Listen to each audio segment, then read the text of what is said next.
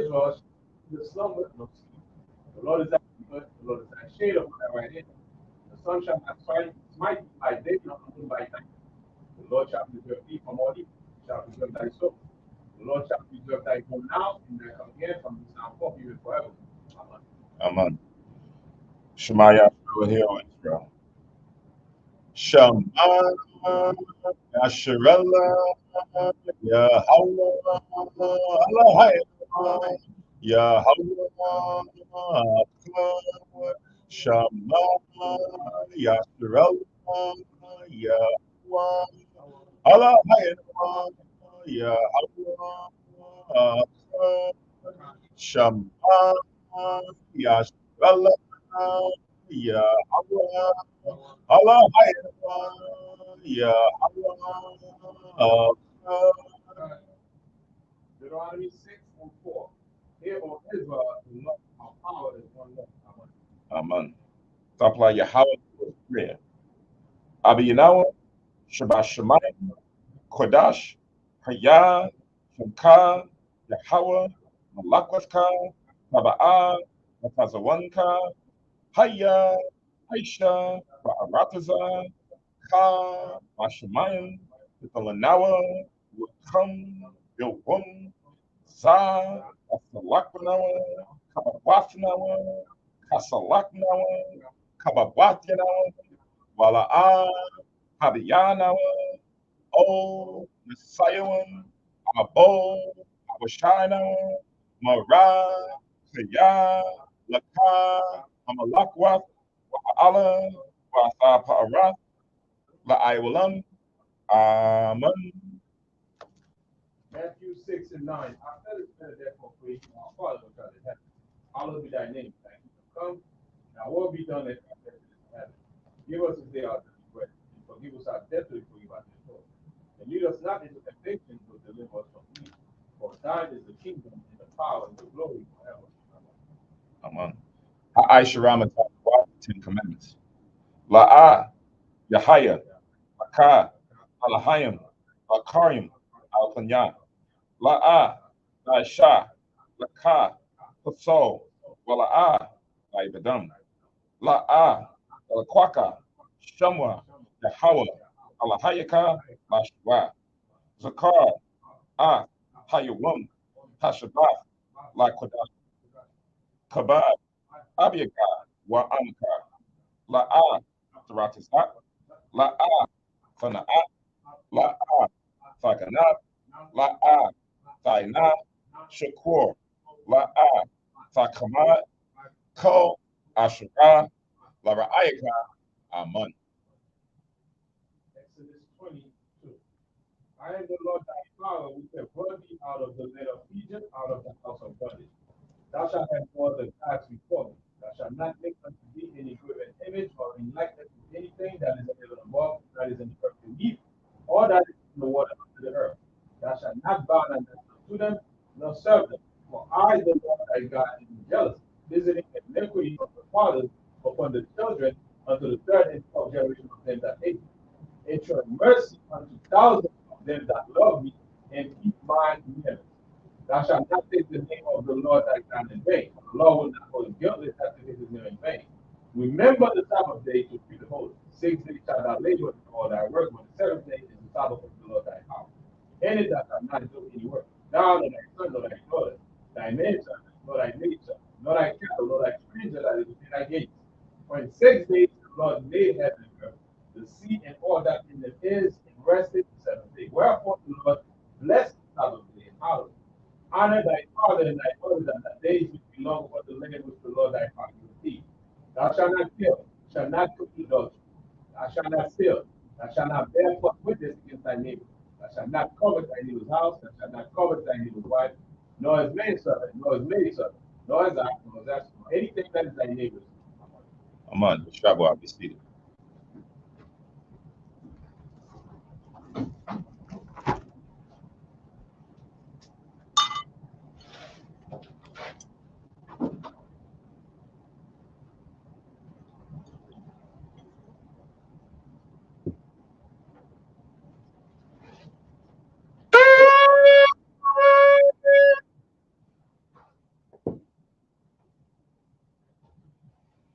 Barakata Yahweh, Bashim Yahweh Shah, Ashra, Natalanawa, Parya, Gabin, Tuwada Aman, La Yahweh, Bahashem, Yahweh Shah, Ath, Yasha Allah.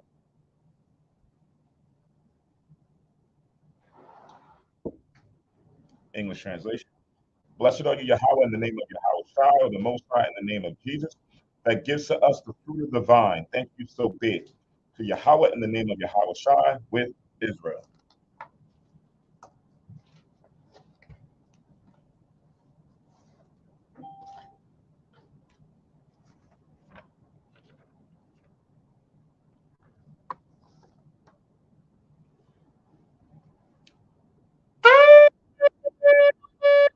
Hey, Madra, you want your Jerusalem, stand and face Jerusalem.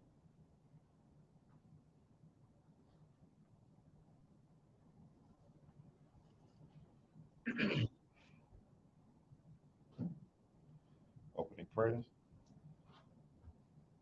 Barak Yahweh, Hagadol, Rakawam, Mabiyah, Wanara, Aliwan, Malak, Shal, Shamayim, Wa'ratifa, Wakom, Dabar, Kayayam, Wagam, Hamashiach, Mayahawa, Arawanawa, Ahabnawa, Hafalah, Yawaitifa, Yahawashah, Zakar, Yahweh, Baratatavan, Ainka, Yashala, Aifana, Mana, Wasa, Yashala, O, Nanawa, Yum Yun, Aitha, Ayawamya, Makwadam, Babakusha, Shalat, Mayakaala, Bahatazuka, Alahayan, La, Maganawa, Rapanawa, Washamar, Alnawa, Aikur,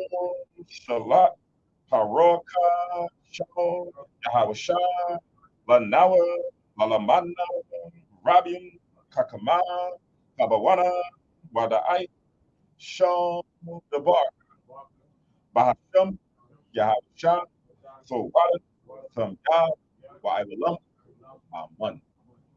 English translation. Blessed be Yahweh, the great, merciful, mighty, terrible, most high power, King of heaven and earth, and all things living.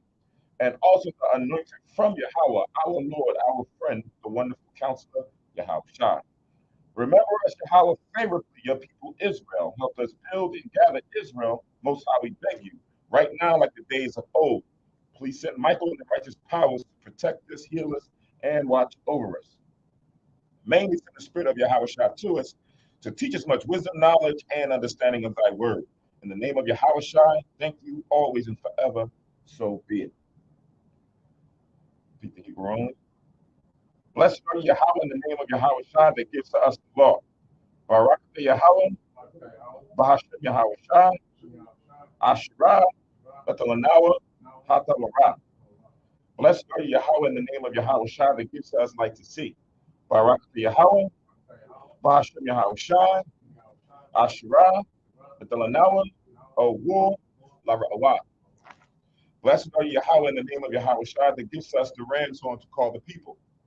Barak Yahweh, Bahashem Yahweh Shai, Ashra, Betalanawa, Koran, Ha'ayom, Lakoran, Ha'ain. Blessed are you, Yahweh, in the name of Yahweh Shai that gives to us the olive oil to anoint Israel. Barak Yahweh, Bahashem Yahweh Shai, Ashra, Betalanawa, Hasheman, Zayah, Lamashak, Yasha'ala. Yeshua, be seated.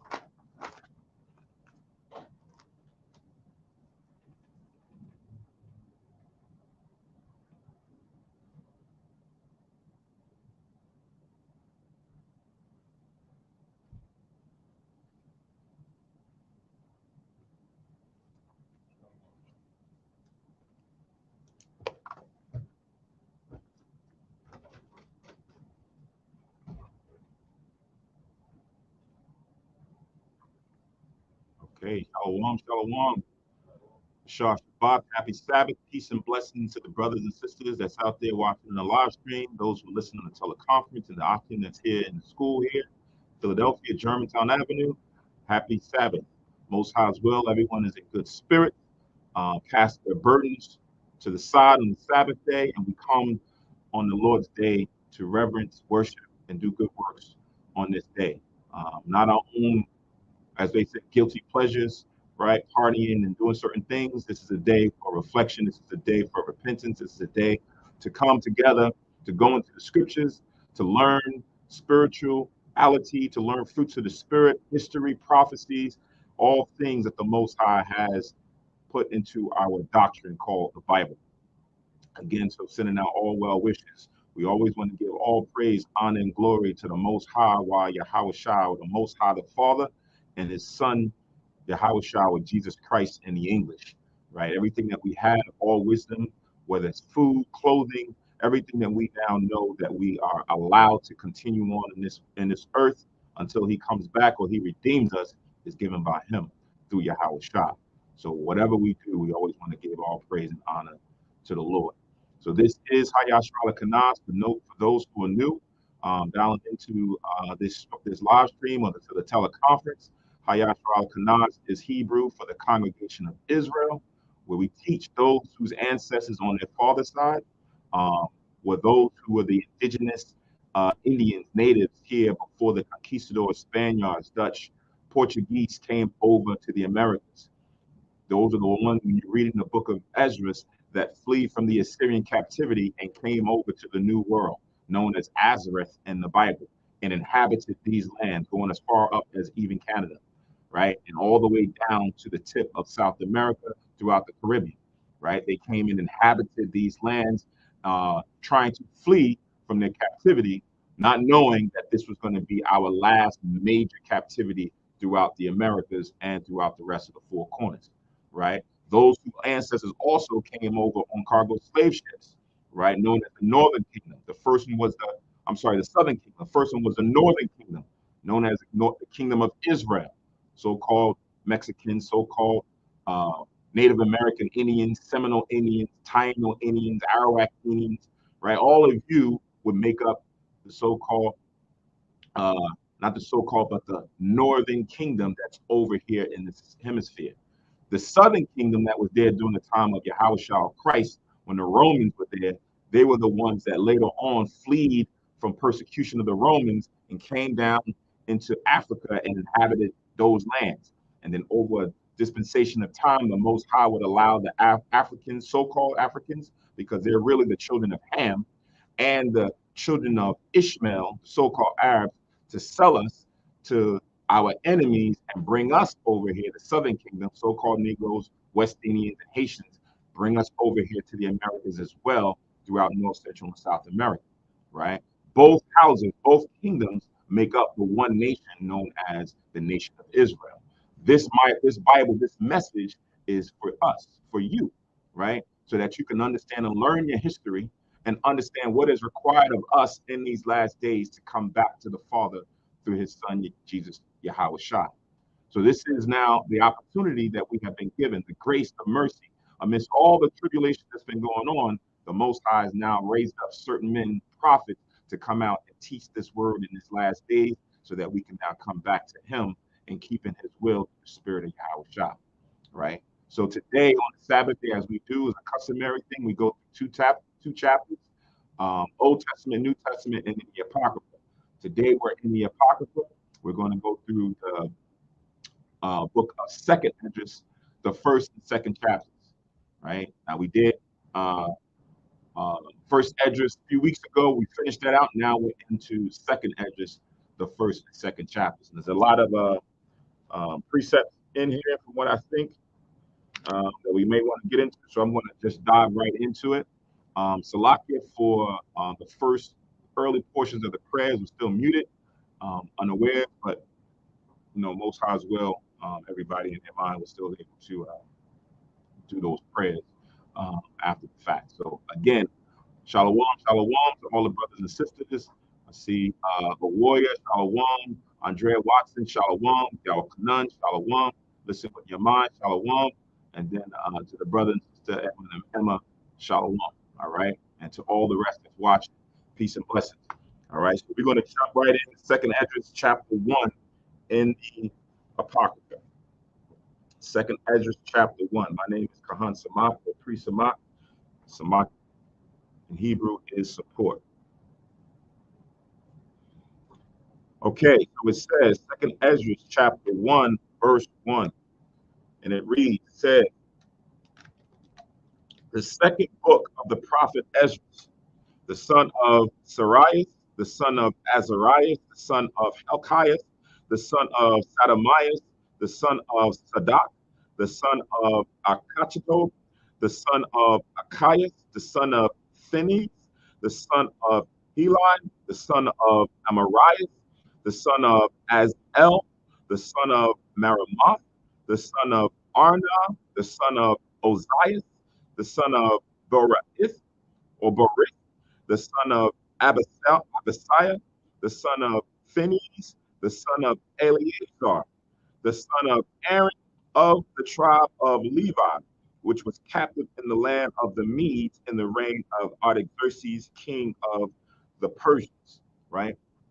So as you see here, as we like to mention, especially when we deal with certain topics in the Bible, one in particular when we go into the genealogy of Christ and the birth of Christ and how wisdom has allowed us to understand how that was all done, right? One of the main things that you read about in Matthew's the first chapter is the genealogy of Jesus Christ, or Yahushua in the Hebrew, and how he came from a long line of men dating back to Abraham and David, right? And then specifically through Solomon, because through Solomon's seed or line would be the line of kings for the southern kingdom or the kingdom of Judah. And that was important because in order to be a king, you had to come from out of the line of David and Solomon to be a king. So it goes all the way down for Christ when it gets to his father Joseph, because Joseph was of that line. So it's important at different stages in the Bible to give a genealogy, right? To have your record, your family tree. Some people like to go into ancestries and they go into the record when people came over on cargo slave ships, and they'll see that the records were kept that kept the names of the people when they came over at that time when it was being sold, right? Certain things are important to have that trace. Here with Esdras, because Esdras is a priest. And when you read in the history, at times when you now had to take the priesthood, you had to show proof of who you were in order to take that position, because everything had to be done in order. The Lord says that he's not the author of confusion. He did not want to have certain people who was not supposed to be here, or you didn't fit the bill, or you're not the right person according to who you come from. So here it gives us the genealogy of Ezra, because it's important to note that he came from the line of Aaron, the priesthood, going through Phineas, right? You see two Phineas there, so another brother took that righteous name and called himself, or his parents called himself that as well. But it's important. So when you read through the Bible, and sometimes it's a lot of names when you're going through the genealogies, and it can seem a little bit cumbersome. But there's going to come a time when you're reading the scriptures and you need to know who this person is based on nation or based on tribe, right? Who is this name? I don't know who this name is. And then you link it up with precepts such as this, where you can see the name here in the line of priests. Oh, this guy's a priest, right? Oh, this guy's an Ephraimite. Oh, this guy's from Ishmael, right? Because it mentioned his father when he was fighting against him and such and such. So that's why at times you'll see, it definitively giving you the names of the names of a person's genealogy, especially with Ezra, because he was one of those major figures. You have a Bible chapter for Ezra, and then here in the books of the Apocrypha, you have 1 and 2 books for him here as we're going through more in-depth conversations that Ezra is going to have with the Most High about the plight or captivity of the nation of Israel, and how do we come out of it? How do we know when this is now going to end? That's what the second book is a precursor to. So when we go through all these chapters, the Most High is going to show Ezra a lot of information that he did not show most other prophets, right? Most other prophets were not privileged enough to get the detailed information that the Most High is about to show Ezra in this second book. right? But we just went through the genealogy. You can link up verses 1 through 3 with Ezra in the Bible, chapter 7. Ezra in the Bible, chapter 7, verses 1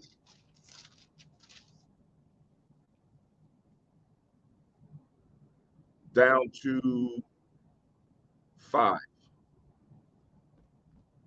Again, second Ezra chapters 1, verses 1 to 3. You can link with Ezra in the Bible, chapter 7, verses 1 to 5. It says the same thing about him being there during the times of Artaxerxes, during the Persians and the Medes Empire.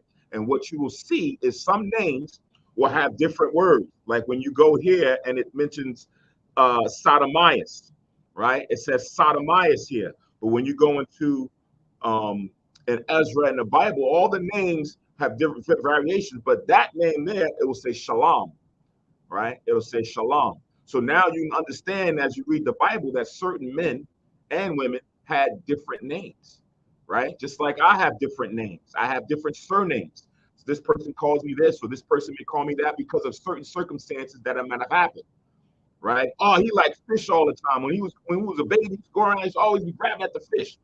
And now he's 50 something years, 40 something years old, and that's his nickname, Fish, right? Or because of the color texture of what he looked like, or because of how he speak, or certain events that happen, you got a surname. So don't get tripped up when you're going through these names and you see a name that's not there, understanding that different men had different surnames, right? Peter, Cephas was his name, and then Peter was his name, Rock, given to him by Yahushua. So in one area you may say Cephas, in another area you may say Peter. You're like, well, these are two different names. No, same individual, just with surnames. All right. So now let's continue on back in Second Esdras chapter 1 and verse 4 now.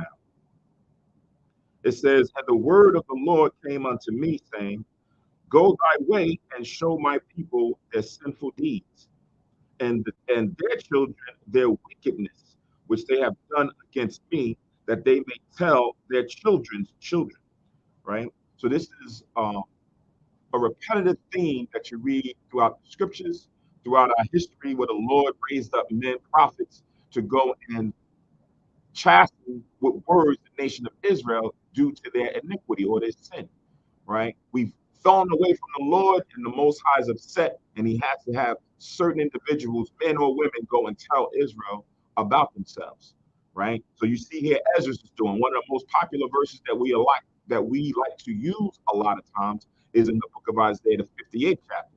Right? Pretty much almost says the same thing, that we're supposed to go and tell the people about their sins, iniquities, or transgressions. I'm going to read this real quick. This is Isaiah 58 and 1. And then we're going to go to Psalms chapter 78. So this is Isaiah chapter 58 and verse 1.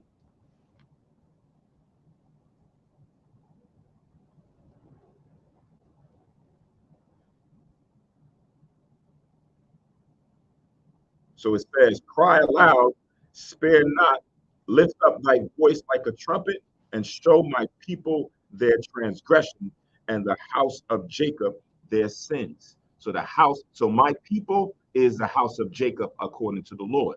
There's no other people that is considered the Lord's people. There's no other people that the Most High had given his laws to and made a covenant or an agreement with in keeping those laws, that he would be a God to them and we would be his children or his chosen nation. But now, when we broke the covenant by not keeping the law, the Most High would then plague us or punish us. And then he would raise up prophets to go and chasten us with words to get us back in the Most High's good graces. So that's what it is. Cry aloud, spare not. We can't show favoritism. That's what a lot of times people do. They spare people's feelings. They don't want to hurt them by certain words. But the Lord said you can't do that when it comes to this here.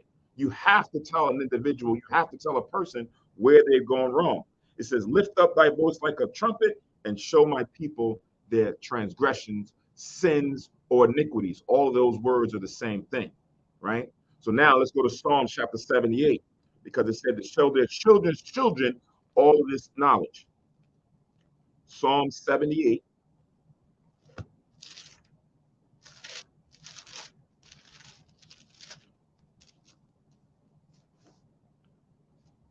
and verse 5. Psalm 78 and verse 5.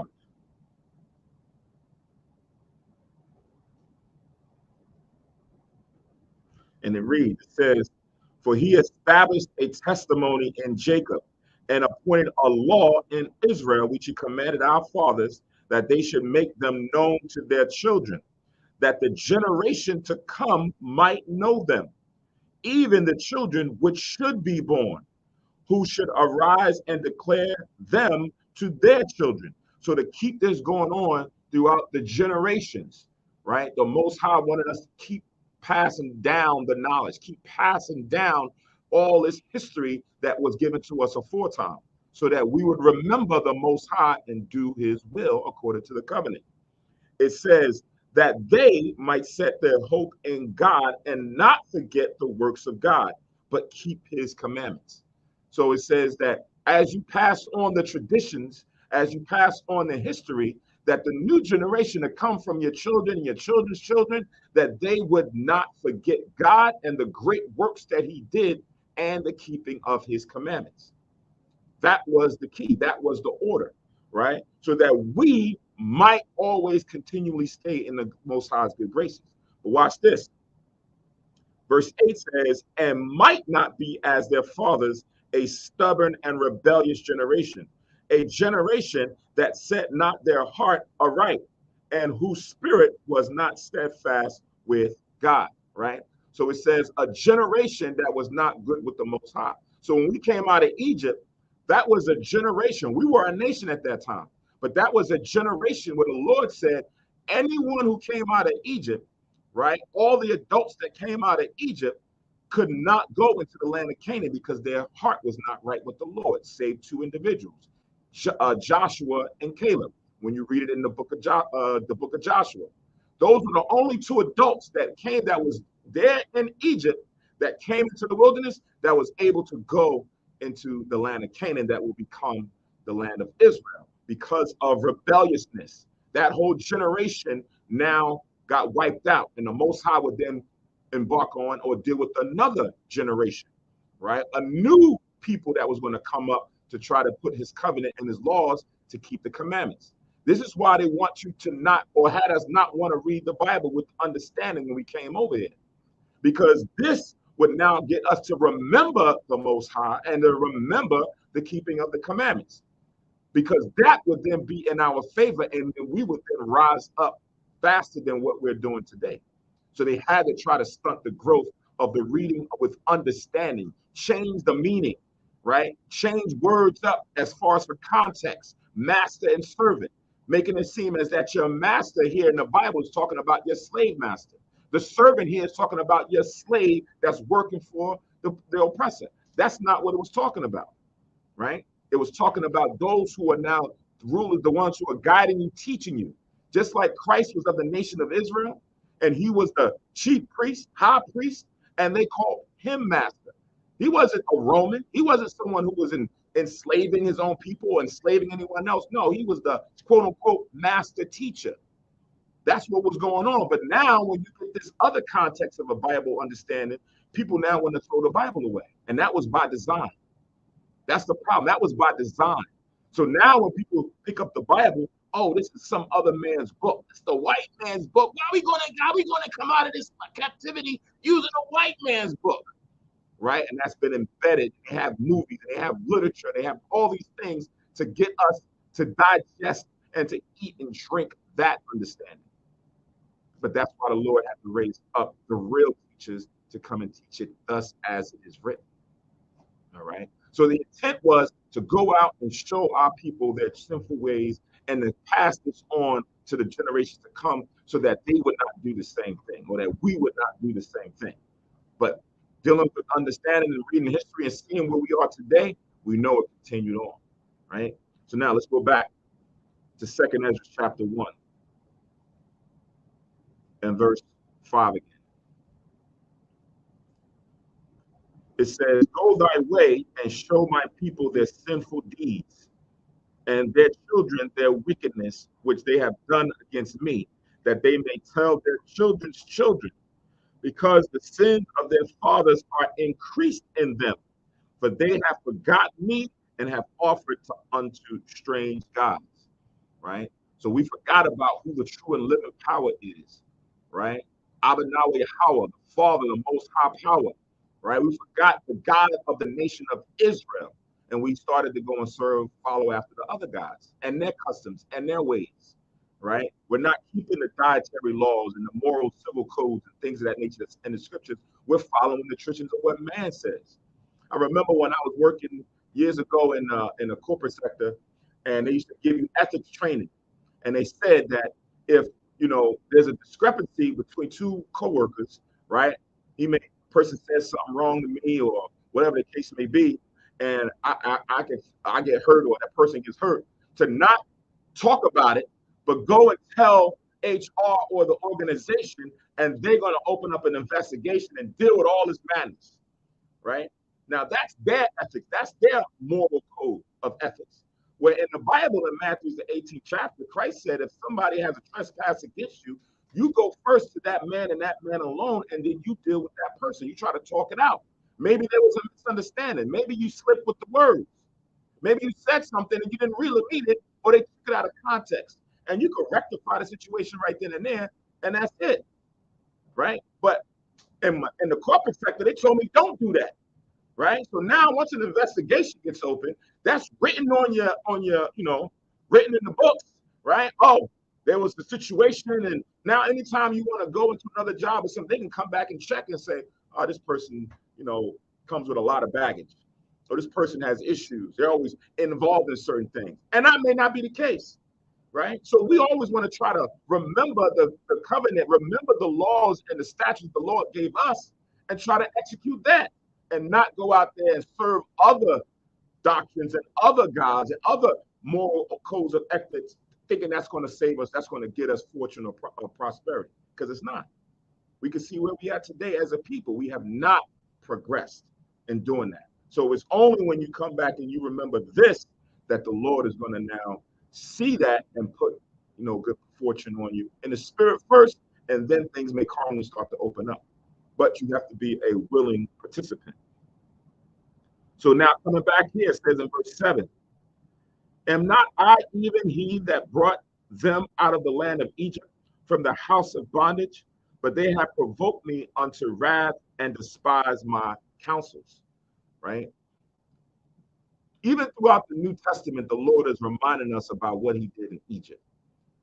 Because that was a great thing. Those miracles, those 10 plagues, walking through the Red Sea, it's now artifacts that people went down to the bottom of the Red Sea and brought those artifacts from the bottom of the Red Sea, some of what they could bring, because when they have the images, you can go online and Google some of the images, the chariots are fossilized down into the bottom and they can't even pull it up. But some of them they have them in the museum in Cairo, Egypt, right? To now give proof and credence that that story that we read about in Exodus wasn't made up. It wasn't fictitious. It wasn't just a nice storyline to inspire people. No, that's a part of our history that no one else can lay claim to. And other nations have that record in their own record, in their own history books, right? So this is a reminder of our God and what he's done for us. How can you walk away from that? How can you think that God over there is better than the Most High? When did they ever do anything like that for their people? When did that God do something? He never did. So how can we turn our back on the Most High, right? Even today in these last days, you have some people who will come into this truth, see and recognize the understanding of what's here, and still turn their back on the Most High in Christ. Don't let that be us. Don't let that be you. Because the days is waxing cold, right? And who knows what types of spirits and temptations and things is going to come upon you in these last days. So the beauty of coming into the scriptures is to remind us of all the things that our ancient forefathers and foremothers went through to keep them going through what they're going through right now, right? Which is in the regeneration we're here today. All right. So now reading on, it says, pull thou off then the hair of thy head and cast all evil upon them, for they have not been obedient unto my law, but is a rebellious people. Right? We just stiffen that as a people. We're the most welcoming people for all nations. But when it comes to the Most High in Christ and doing the will of the Lord, we're rebellious. That part we just can't get right. We want to be like everyone else instead of being the righteous, chosen, peculiar people that the Most High made us.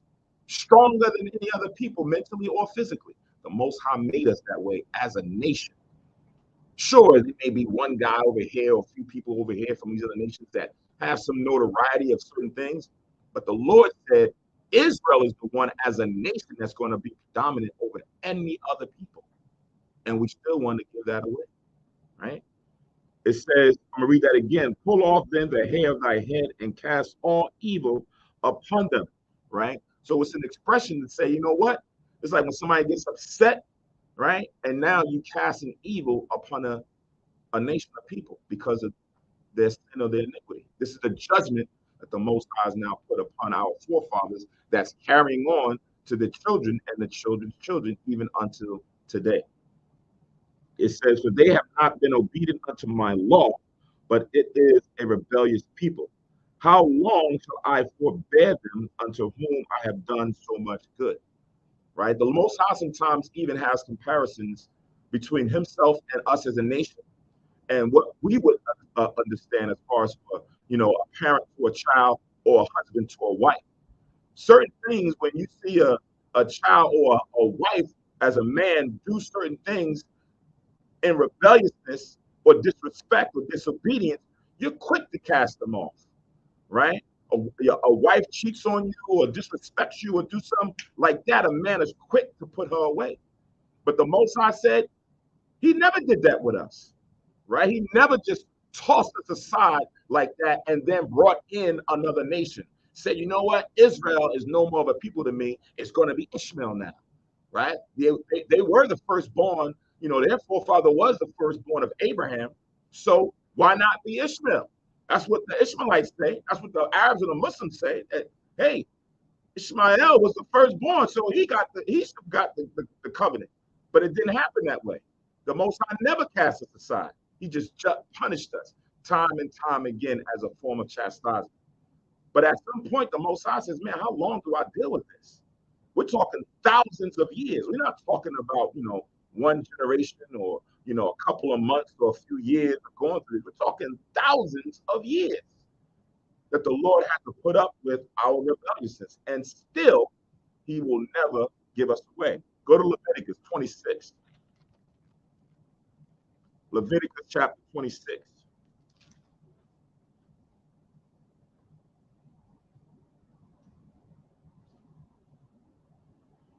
Leviticus 26 and 44.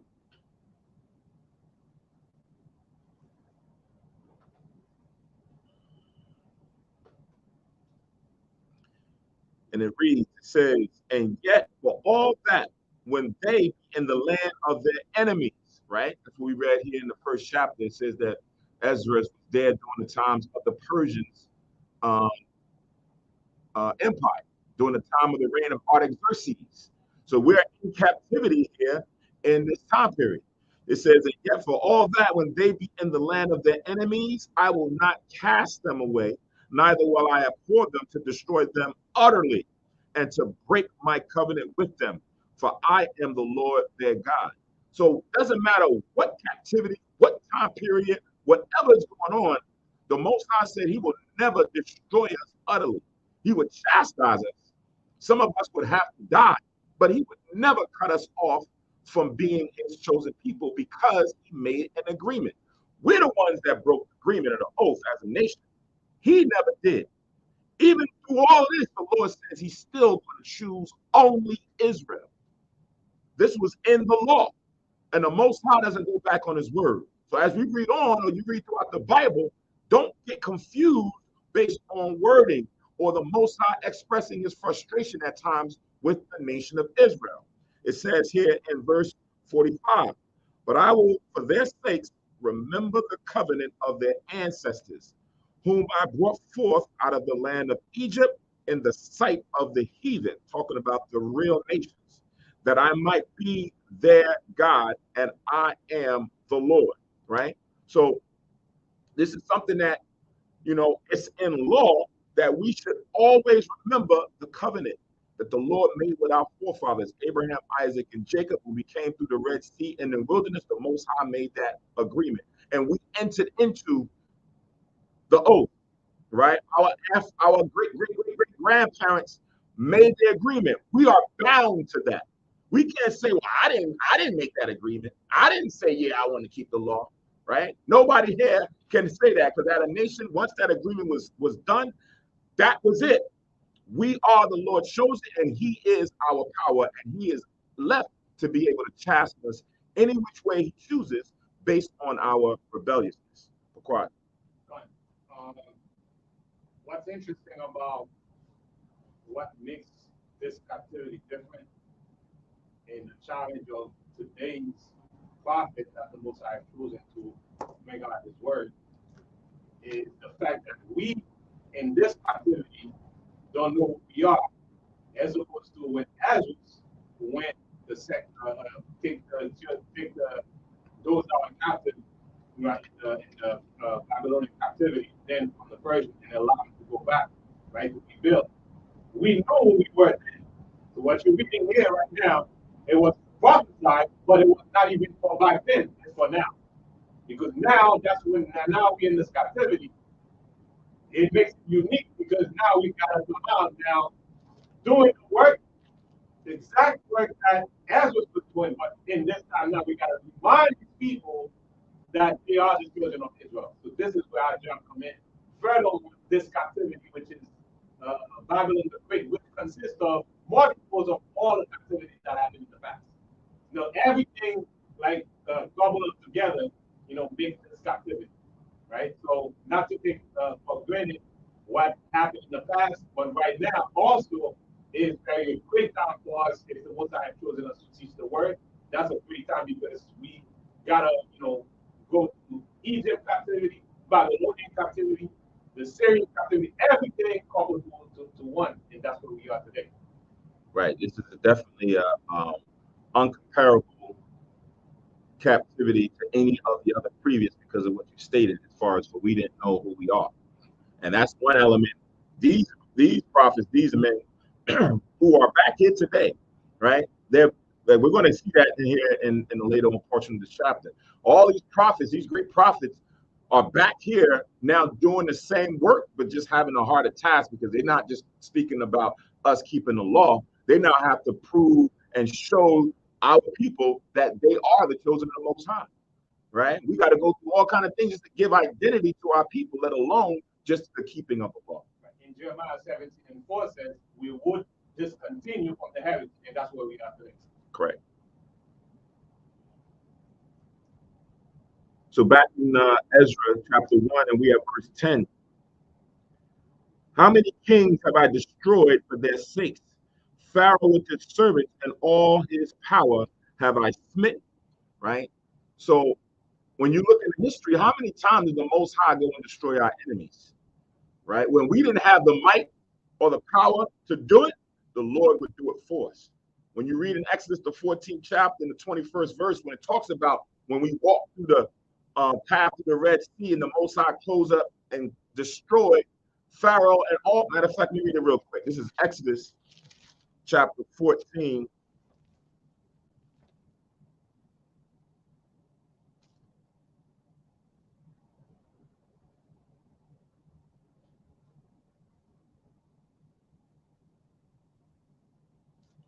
I'm going to read from Exodus chapter 14, and I'm going to just jump right into 26, but it starts at 21, when the Most High caused the sea to go back strong and stay so that we can walk through. But this is Exodus 14:26. And the Lord said unto Moses, stretch out thine hand over the sea, that the waters may come again upon the Egyptians, upon their chariots, and upon their horsemen.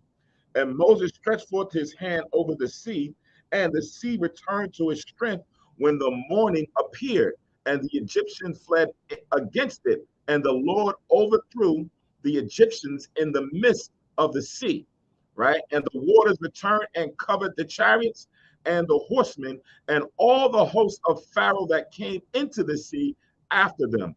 there remained not so much as one of them. So everyone that was in the midst got destroyed.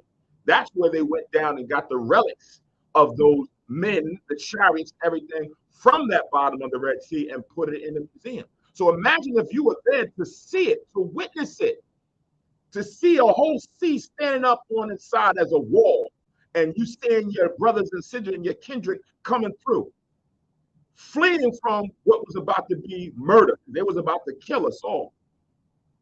And the Most High put the water all over and destroyed them all. And you now seeing your oppressors, the ones, your taskmasters, those who killed your family and all these other people, you seeing them all taken out. Man, to know that you have a power to be able to do that. Not only that, there was a chariot there. We're going to get into that too. To see that the Lord has that power to do these types of things, but then there's a spirit in you to forget all that and then just go and just say, you know what? The calf that they had was better than what we just seen just happen. It doesn't make sense. They had to have a spirit on them. Our forefathers had to have had a spirit on them. The 2/3 had to have had something on them back then, right? For that to have happened. We just, people was bugging out over a vessel imploding on itself, right? What the heck? What you was going down there for? You know it's pressure down there, right? But now to see that whole water stand up, that's a miracle on a grand scale. And we turned our backs on that. So the Lord said here in 10, many kings have I destroyed for their sakes, Pharaoh and with his servants, and all his power have I smitten down. That's what the Lord did. Even though Moses stretched forth his hand, it was the Most High through Moses that did that. Reading on verse 11. All the nations have I destroyed before them, and in the east have I scattered the people of 2 provinces, even Tyrus and Sidon, and have slain all their enemies. So after we came out of there and came into the land of Canaan, the Most High, using Joshua as our captain, went throughout that region and started to destroy the nations. Because that land, even though they occupied it, was meant for us always from the beginning. Most High tells us that it was predestinated that he had a chosen people, and that was going to be his favorite place, and we was going to take that land. So when he came through, he had us destroy out all these nations under his power. It says, verse 12, speak thou therefore unto them, saying, thus saith Yahweh, I led you through the sea, and in the beginning gave you a large and safe passage. I gave you Moses for a leader and Aaron for a priest. I gave you light in a pillar of fire, and great wonders have I done among you. Yet have you forgotten me, saith the Lord, right? So that light in the pillar of a fire is what we know to be the so-called UFOs, right? That's what the Lord used to guide us through the wilderness, from the coming through the Red Sea into the wilderness for long periods of time. Go to the book of Exodus, chapter 15.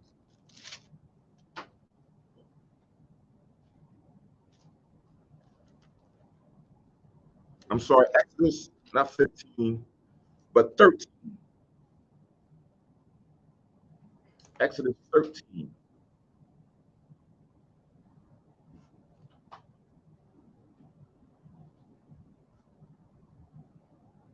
And I'm going to read verse 20.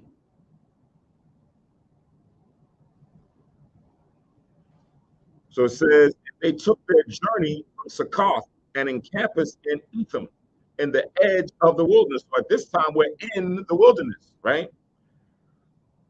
And the Lord went before them by day in a pillar of a cloud to lead them the way, and by night in a pillar of fire to give them light to go by day and night.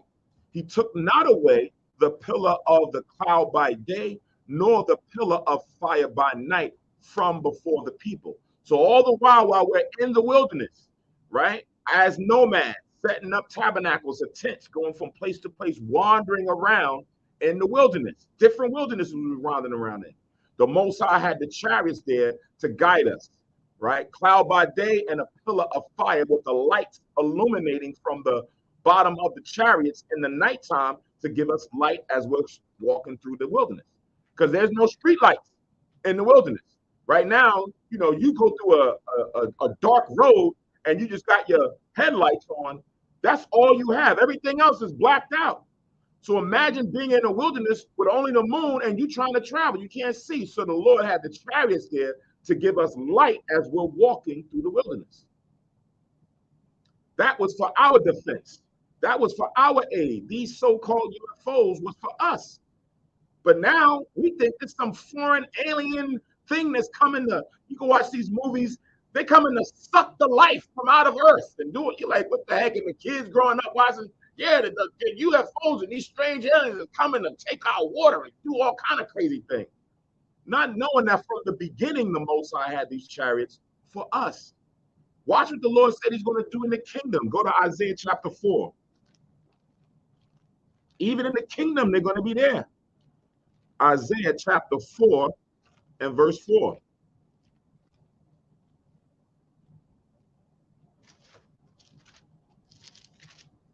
Isaiah 4 and 4. Gabar, if you can read that, Bible. Isaiah 4 and 4. When the Lord shall have washed away the filth of the daughters of Zion, and shall have purged the blood of Jerusalem from the midst thereof by the spirit of judgment and by the spirit of burning. Right. So when the Lord has now washed us clean, gotten this filth from off of us. When is that going to happen? When Christ returns. As we're going through the motions now, but it's going to be culminated during the time of Christ's second return. Right? All of that's going to be purged. We're not going to be corruptible anymore. We're going to be made incorruptible because our minds is going to be in tune with the keeping of the law. Right? Read on. And the Lord will create upon every dwelling place of Mount Zion and upon her assemblies a cloud and smoke by day, and the shine of a flaming fire by night. For upon all the glory shall be a defense. Right. So the Lord says in the kingdom, upon all the dwelling places for Mount Zion, there's going to be that cloud that's going to be there. Every dwelling place is going to have a cloud or a chariot, so-called UFO, right? That's why we talked about this in the class this evening, about these post-apocalyptic movies. I remember back when I was a kid, they had one called V, right? It was the V people or whatever, but there was chariots all over the place.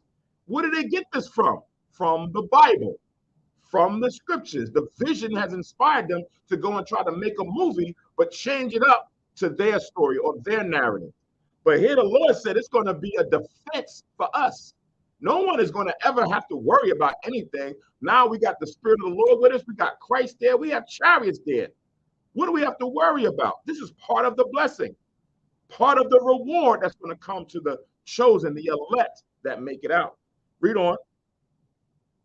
And there shall be a tabernacle for a shadow in the daytime from the heat, and for a place of refuge, and for a covert from storm and from rain. Right. So you're going to be able to leverage and use them for many purposes.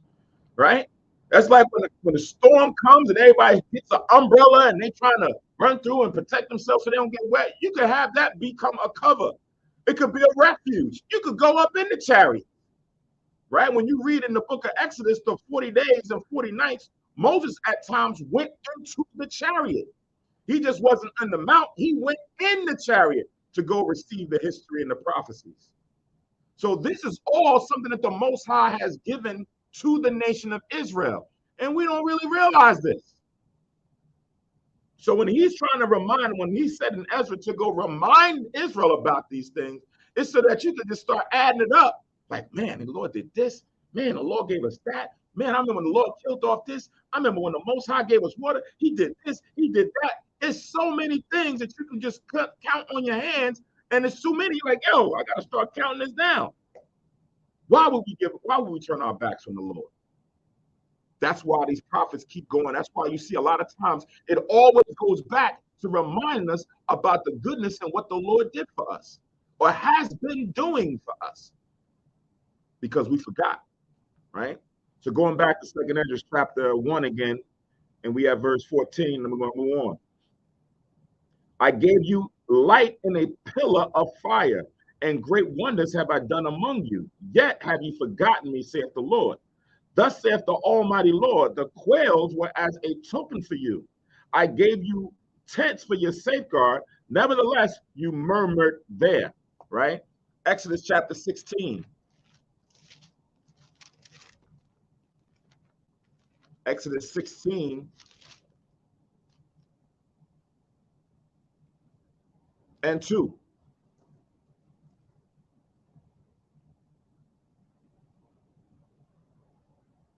Exodus 16 and verse 2. Quad, you got that one? Sure. Exodus chapter 16 and verse 2. It reads,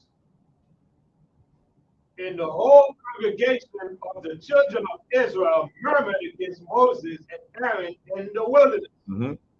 And the children of Israel said unto them, would to God we had died by the hand of the Lord in the land of Egypt, when we sat by the flesh pot, and when we did eat bread to the full, for ye have brought us forth into this wilderness to kill this whole assembly with hunger. Right. So they was murmuring against the Most High because now we're in the wilderness, and they're like, "Yo, man, we out here. We don't have. At least I had some food, man. At least I had, I know they was killing us and beating us and mistreating us, but I preferred that over being out here in this desert. Look, I don't see nothing out here. What we doing out here, Moses? Aaron, talk to me. What's going on? Imagine that's one person. Imagine a nation doing this. Imagine a whole nation murmuring and complaining every day, every week, that becomes a problem. But the Lord still have mercy. Jump down to verse 12 or verse 11. Exodus 16 and 11. And the Lord spake unto Moses, saying, I have heard the murmurings of the children of Israel. Speak unto them, saying, at even ye shall eat flesh, and in the morning ye shall be filled with bread, and ye shall know that I am the Lord your God. Come on. And it came to pass that at even the quails came up and covered the camp. In the morning the dew lay round about the host. Right. So the Lord said, I hear what y'all talking about. I hear everything that y'all saying. All right. Damn. Guys, they ain't got no patience whatsoever. Right? But the Lord said, cool. I'm going to give you these quails as a token, like we just read in Esdras. Right? They're going to be what you're going to eat for flesh, so that you can know that I am. Right? That's when he said that you can know that I am your God, the Lord your God, that you can know that I am. Who else? Did the Egyptians ever do this? Did they ever feed you just out of nowhere? Just quails just appear all over the land? What to do to keep it content? So that when you wake up, you can say, yo, look at all this. Dang, the Most High can just do anything. Right? People always complain, y'all want to limit the Lord. The Lord can do whatever. You're right. He's going to do it according to his will, thus saith the Lord. So that's what happened. But we still murmured against the Most High after that, right? It just didn't end. And when you look at it, we did that to the Most High. Just to show you, we are peculiar people. We rebellious people. Because if you look at it, the Most High did miracles in places where food was scarce and we didn't have no problem with food. Right. And he even said that, the shoes in our feet, they even go bad for the whole time that we were there. Yep. What kind of miracle is that? But still, this was not enough to change Israel's mind. Yep. You got it today when you get, shoes, they get nicked up. People don't want them to crease and everything else. It was in the wilderness for 40 years. Right. Walking. And nothing happened to our shoes. How? How? Matter of fact, if you went to somewhere out in the desert, somewhere with whatever you got, and you was there for about 2-3 months, you're gonna come back. Your joints gonna be all worn. The gait of your walk is gonna be worn on one side. It's gonna be nicked up here. You done hit a rock and a tree and this, that, and the third. It's all gonna be done up. You're gonna be coming back. So I need to get some new sneakers. I need to get some new boots, man. That didn't happen in the wilderness with us with the Lord for 40 years. We had best universal health care. Yeah. With Moses, as soon as they're in home, that sickness goes away. Yeah. Yeah, man. We are. Oh, man. So let's go back. Verse 16. And triumph not in my name for the destruction of your enemies, but ever to this day do you murmur. Where are the benefits that I've done for you? When you were hungry and thirsty in the wilderness, did you not cry unto me, saying, why hast thou brought us into this wilderness to kill us? It had been better for us to have served the Egyptians than to die in the wilderness. Then had I pity upon your mournings and gave ye manna to eat. Ye did eat angels' bread, right? So at one point, the Lord gave us quail that came up, that covered the earth. Then we continued to murmur. The Most High still had mercy. He says, all right, I'm going to take it a step further. I'm going to give you angels' bread. You're going to eat manna or food from heaven. No other nation had this. No other nation was privy to say, you know what? Let us see on a high level what type of food angels can deal with, right? Go to the book of Wisdom of Solomon, chapter 19. Wisdom of Solomon 19 in the Apocrypha. This here, man, I would be content. I ain't got to worry about no fast food. I ain't got to worry about no supermarket and looking and squeezing and doing. Listen, this will be it, right? This is Wisdom of Solomon, chapter 19.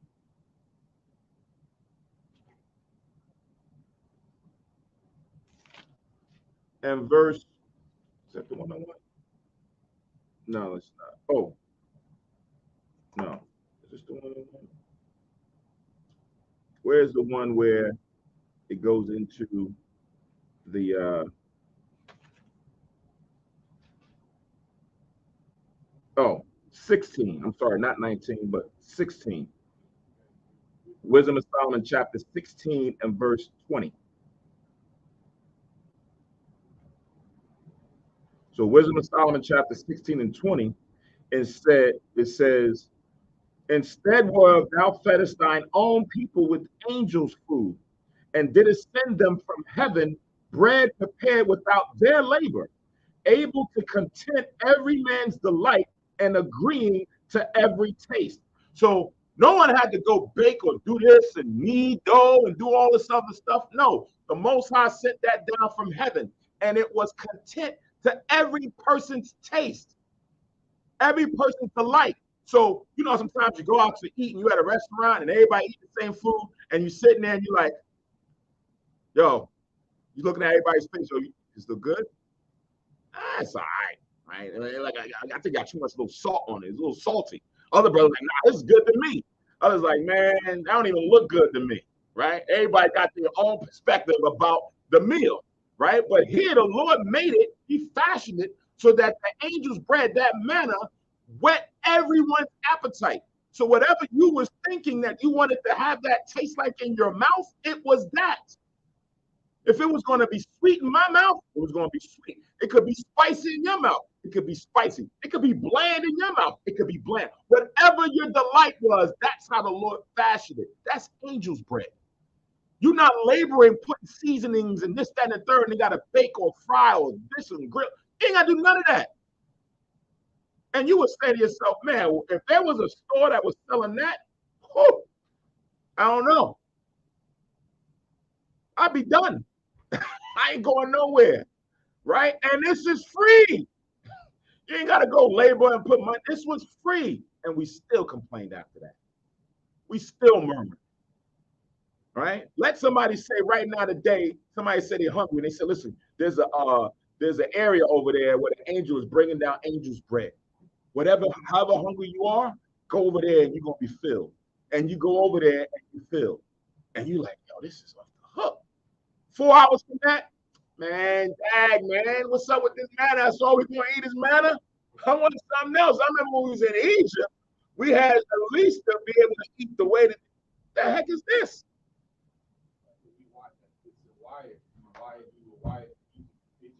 Egypt culture. Unwired from that. Yeah. In misery, we prefer the misery than. Sister said no GMOs.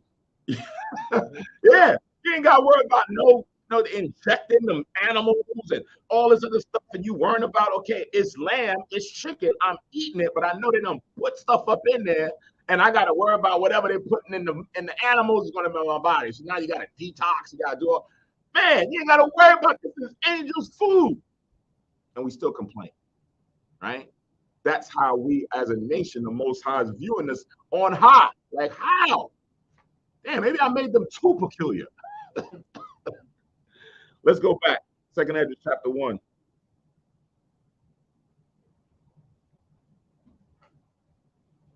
We're at verse 20. Let's try to speak this up. It says, when you were thirsty, did I not cleave the rock and waters flowed out to your fill? For the heat I covered you with the leaves of trees, right? So the Most High saw that we was thirsty. He went and took a rock, had Moses go to get water out of the rock. Imagine that. Somebody just pick up a rock off the ground. Moses was supposed to speak to the rock. He smoked the rock twice. You read it in Numbers 20. Moses smoked the rock twice and said, do we got to give you water, right? Talk about him and Aaron. That's not what the Most High told him to do, right? The Most High told him to do something. Speak to the rock and the water is going to come out. This is what we got to do for y'all, man.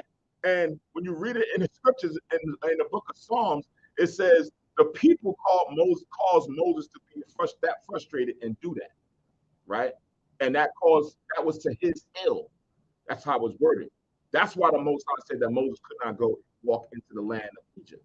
I mean, the land of Canaan, right? Because he did not sanctify the people in sanctify the Most High in the people's hearts when he did that.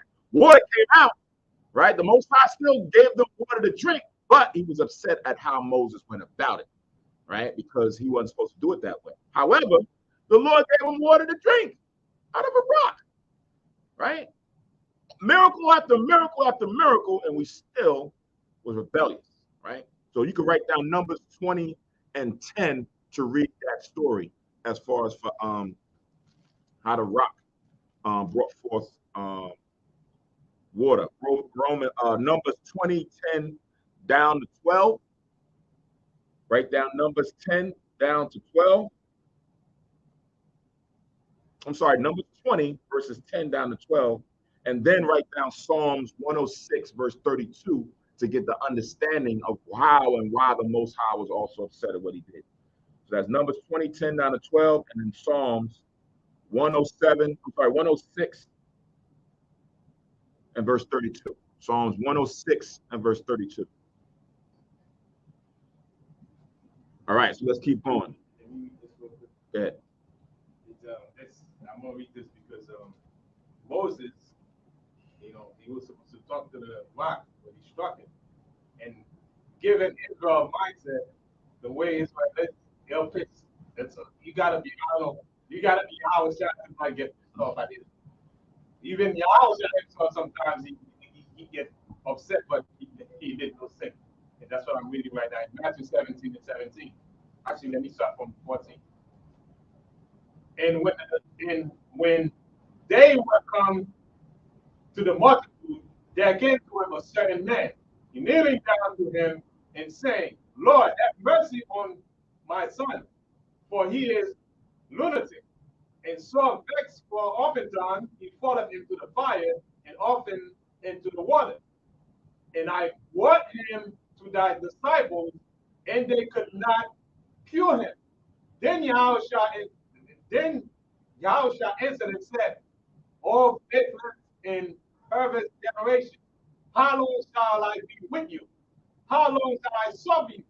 Bring it hither to me. Even Yahushua even sometimes get upset because sometimes we be faithless. Even though he did so many miracles, they still don't believe. Right. He gave him the jewels. Right. He gave him the keys, and they still couldn't figure it out. Like, yo, man, how long am I gonna have to deal with y'all with this, man? Yeah, y'all ain't got, y'all think that's small? Trying to get y'all on a higher level, right? So there was growing pains that even the apostles, the disciples at that time had to go through before they can mature and graduate to the next level, right? To get to the higher levels of understanding. So now we have verse 21 back in the second Esdras chapter 1.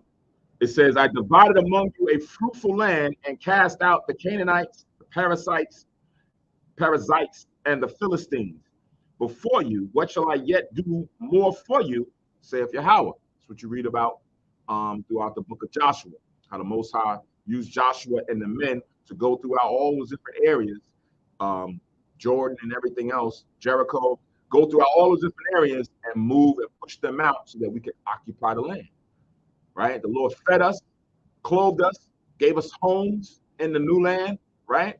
What more would we want, right? Verse 22, thus saith the Almighty Lord, when you were in the wilderness in the river of the Amorites, being athirst and blaspheming my name, right? Y'all out there cursing out my name in the wilderness of the Amorites. He says, I gave you not fire for your blasphemy. Most I said, I could have cast down fire on all of y'all when y'all blaspheming and polluting my name. But he didn't. He says, but cast a tree in the water and made the river sweet. Right? You read that in Exodus 15:23, where the water was so bitter that they couldn't drink it. That's like how you go into certain areas in the salt water and you can't drink salt water, right? You got to drink that pure, they say the water that comes down from the springs, right? But what they had, we couldn't drink. So the Lord said, okay, Moses, tell them, get that tree, cast the tree into the river or the water, and now that tree made it sweet. Right? Most High made the water sweet, but the tree was used as a vessel or tool. Right? Somebody just can't go say, "Oh, the water is bitter, it's salty." Yo, I read in the Bible where they cut down a tree and they threw the tree in there. We're gonna do the same thing, and they throw the tree in there and they go start drinking. Man, this water's still bitter. Yeah, yeah, it's still bitter because the Most High ain't there. Right? The Most High is not putting his hand on that. Right? So the Lord always continuously showed mercy to Israel, but he was frustrated with us as a people. Now, remembering here during the times of this captivity in the Persians and the Medes, right, the southern kingdom were the ones who now got taken up, right? From the Babylonians and the Persians and the Medes came. Then after that, the Greeks came. And then after that, the Romans came. That's who was there during the times of the New Testament. Judah, Benjamin, Levi. Just a little sprinkle of some of the northern kingdom. But the majority of them had already left during the times of the Assyrian captivity. So we're reading about how the Most High is now reminding those of the southern kingdom about their past history, right? Now, let's read on. Verse 24. What shall I do unto thee, O Jacob, thou Judah, wouldest not obey me? I will turn me to other nations, and unto those will I give my name, that they may keep my statutes, right? That's a stumbling block for most people when they read that. Because they're going to say, oh man, you see that? The Most High is about to go to the other nations. Not only is he going to go to the other nations, he's going to put his name on the other nations. That's heavy, right? Because the Most High's name is only given to the nation of Israel. Only. So how is he? This would be what we call a contradiction. How is it that the Lord now is talking about going to other nations and giving his name to them and giving his statutes? And even at this point right here, Judah did not even consider the other nation as their people. So the Most High used that mindset of Judah to let them know that he will turn to the other nation. But the other nation is Israel, is the other tribes. Exactly, right? So when it's talking about other nations here, let's go to Genesis to understand what's going on. Let's go to Genesis chapter 35. And I mean, Judah, Benjamin, and Levi. Right. We take all the Judah. So Genesis chapter 35 and verse 10. Gabar, you read that.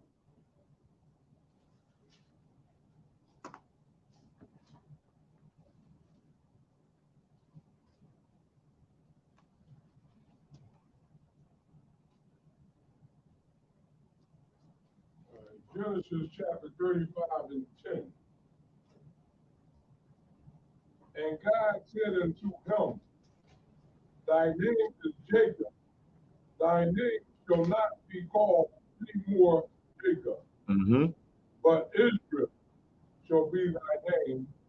And he called his name Israel. Israel, right? Yahshua Allah in the Hebrew, a prince of the Most High God. That's what it means, prince of God. Shah is prince.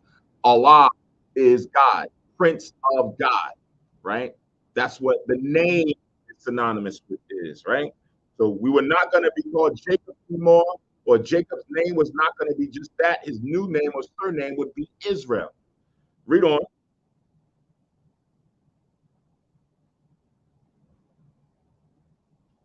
And God said unto him, I am God Almighty. Be fruitful and multiply. A nation and a company of nations shall be of thee, and kings shall come out of thy loins. Right. So the Lord said, be fruitful and multiply, you 12 tribes, right? A nation are the 12 tribes, and a company of nations, meaning each tribe is its own nation. So you have nations within the nation. Now, what's the point of that? Now, remembering that here it specifically said, "Oh Jacob, thou Judah." Why is it saying thou Judah? Because there's certain things that had already happened, right? With the northern kingdom. Go to the book of Hosea. Go to the book of Hosea. I think it's chapter 4. Hosea in the Old Testament.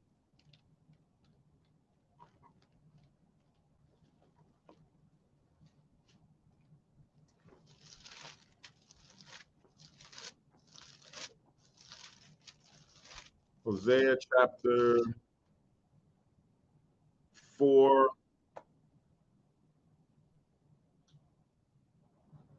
And I'm gonna read from 15.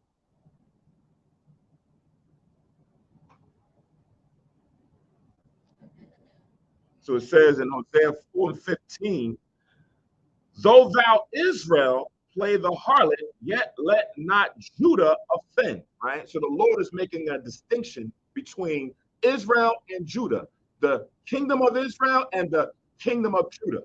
Right? So it says again, though thou Israel play the harlot, because when you look at the northern kingdom, which was started by Jeroboam, when you read in the Kings, when the Lord split the nation, he gave Rehoboam from Solomon, because Solomon went off with his wives and setting up their gods.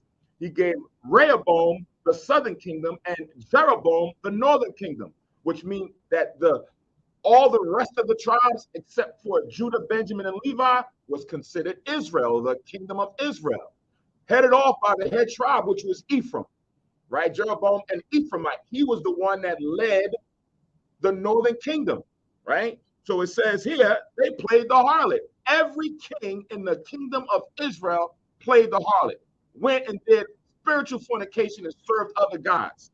But it says, yet let not thou Judah offend, and come not ye unto Gilgal, neither go ye up to Beth Aven, nor swear the Lord liveth. Right? So the Lord said, listen, man, these guys is going the heck off. Judah, listen, stay the course, man. Stay the course, right? For Israel slideth back as a backsliding heifer. Now the Lord will feed them as a lamb in a large place. Ephraim is joined to idols. Let him alone. Let him be, right? He cast off. He got a, don't deal with them. So this is the distinction of the separation between the southern kingdom and the northern kingdom. This is why when you read in the book of Ephesians, those who knew that there was Israel that was in the southern kingdom classify the northern kingdom as the uncircumcision spiritually, right? They was uncircumcised in mind. They said, listen, these guys is going to hell off. They're out there doing all this other stuff. We just let them alone. Going all the way back to the time of Hosea. It wasn't just then during the time of the Acts of the Apostles. This started way back. That's why we're reading about this here in the Persians and the Medes captivity, right? So now the Lord here in the Persians and the Medes captivity is getting on Judah. Listen, y'all want the heck off just like the rest of them did. I let them alone and was only dealing with you for a period of time. Now look what happened, right? So now we see here, when you go throughout history in the book of Hosea, it's the Most High showing a distinction of a separation with the children of Ephraim, or the kingdom of Israel, the northern tribes, and how they went the heck off and they were separated, right? So now hold this. We're going to go back to 2nd Esdras chapter 1. It says, verse 24 again, what shall I do unto thee, O Jacob, thou Judah? Wouldest not obey me? I will turn me to other nations, and unto those will I give my name, that they may keep my statute. Because at this point, they looked at the northern kingdom, or the kingdom of Israel. They done, they gone. They like the heathen. They following after the heathen's ways. They're like the nations, right? They don't even call on the name of the Most High. Even when they was there amongst the land, they went and set up other different groves.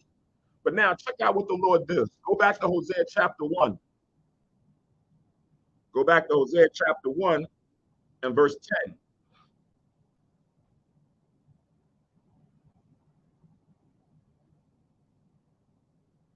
So Hosea chapter 1 and 10, it says, yet the number of the children of Israel shall be as the sand of the sea, which cannot be measured nor numbered. And it shall come to pass that in the place where it was said unto them, ye are not my people, there it shall be said of them, unto them, ye are the sons of the living God. So this company of nations was not classified as being those of the children of Israel. They're not the sons of the Most High. But the Most High in turn would then come back and say, you know what? I'm going to open up this opportunity to them, right? We're going to now bring them back in. We're going to now offer up repentance to them so they can come and serve the Lord. So in the place where they said that thou art not the children of the Most High, even the kingdom of Judah was saying that to them. This ain't for y'all. Y'all going to hell. The Lord done away with y'all. But the Lord said in the law that he would never utterly destroy or do away with us to break the covenant. This is now the returning of that.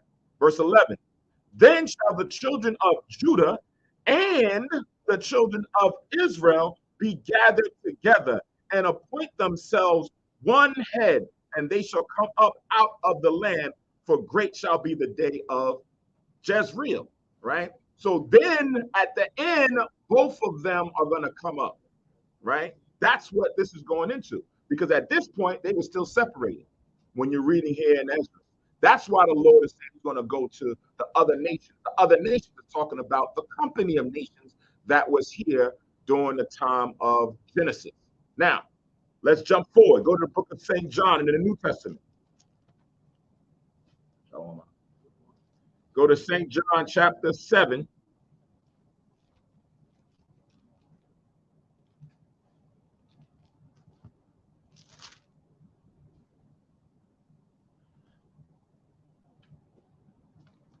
St. John chapter 7 and verse 35.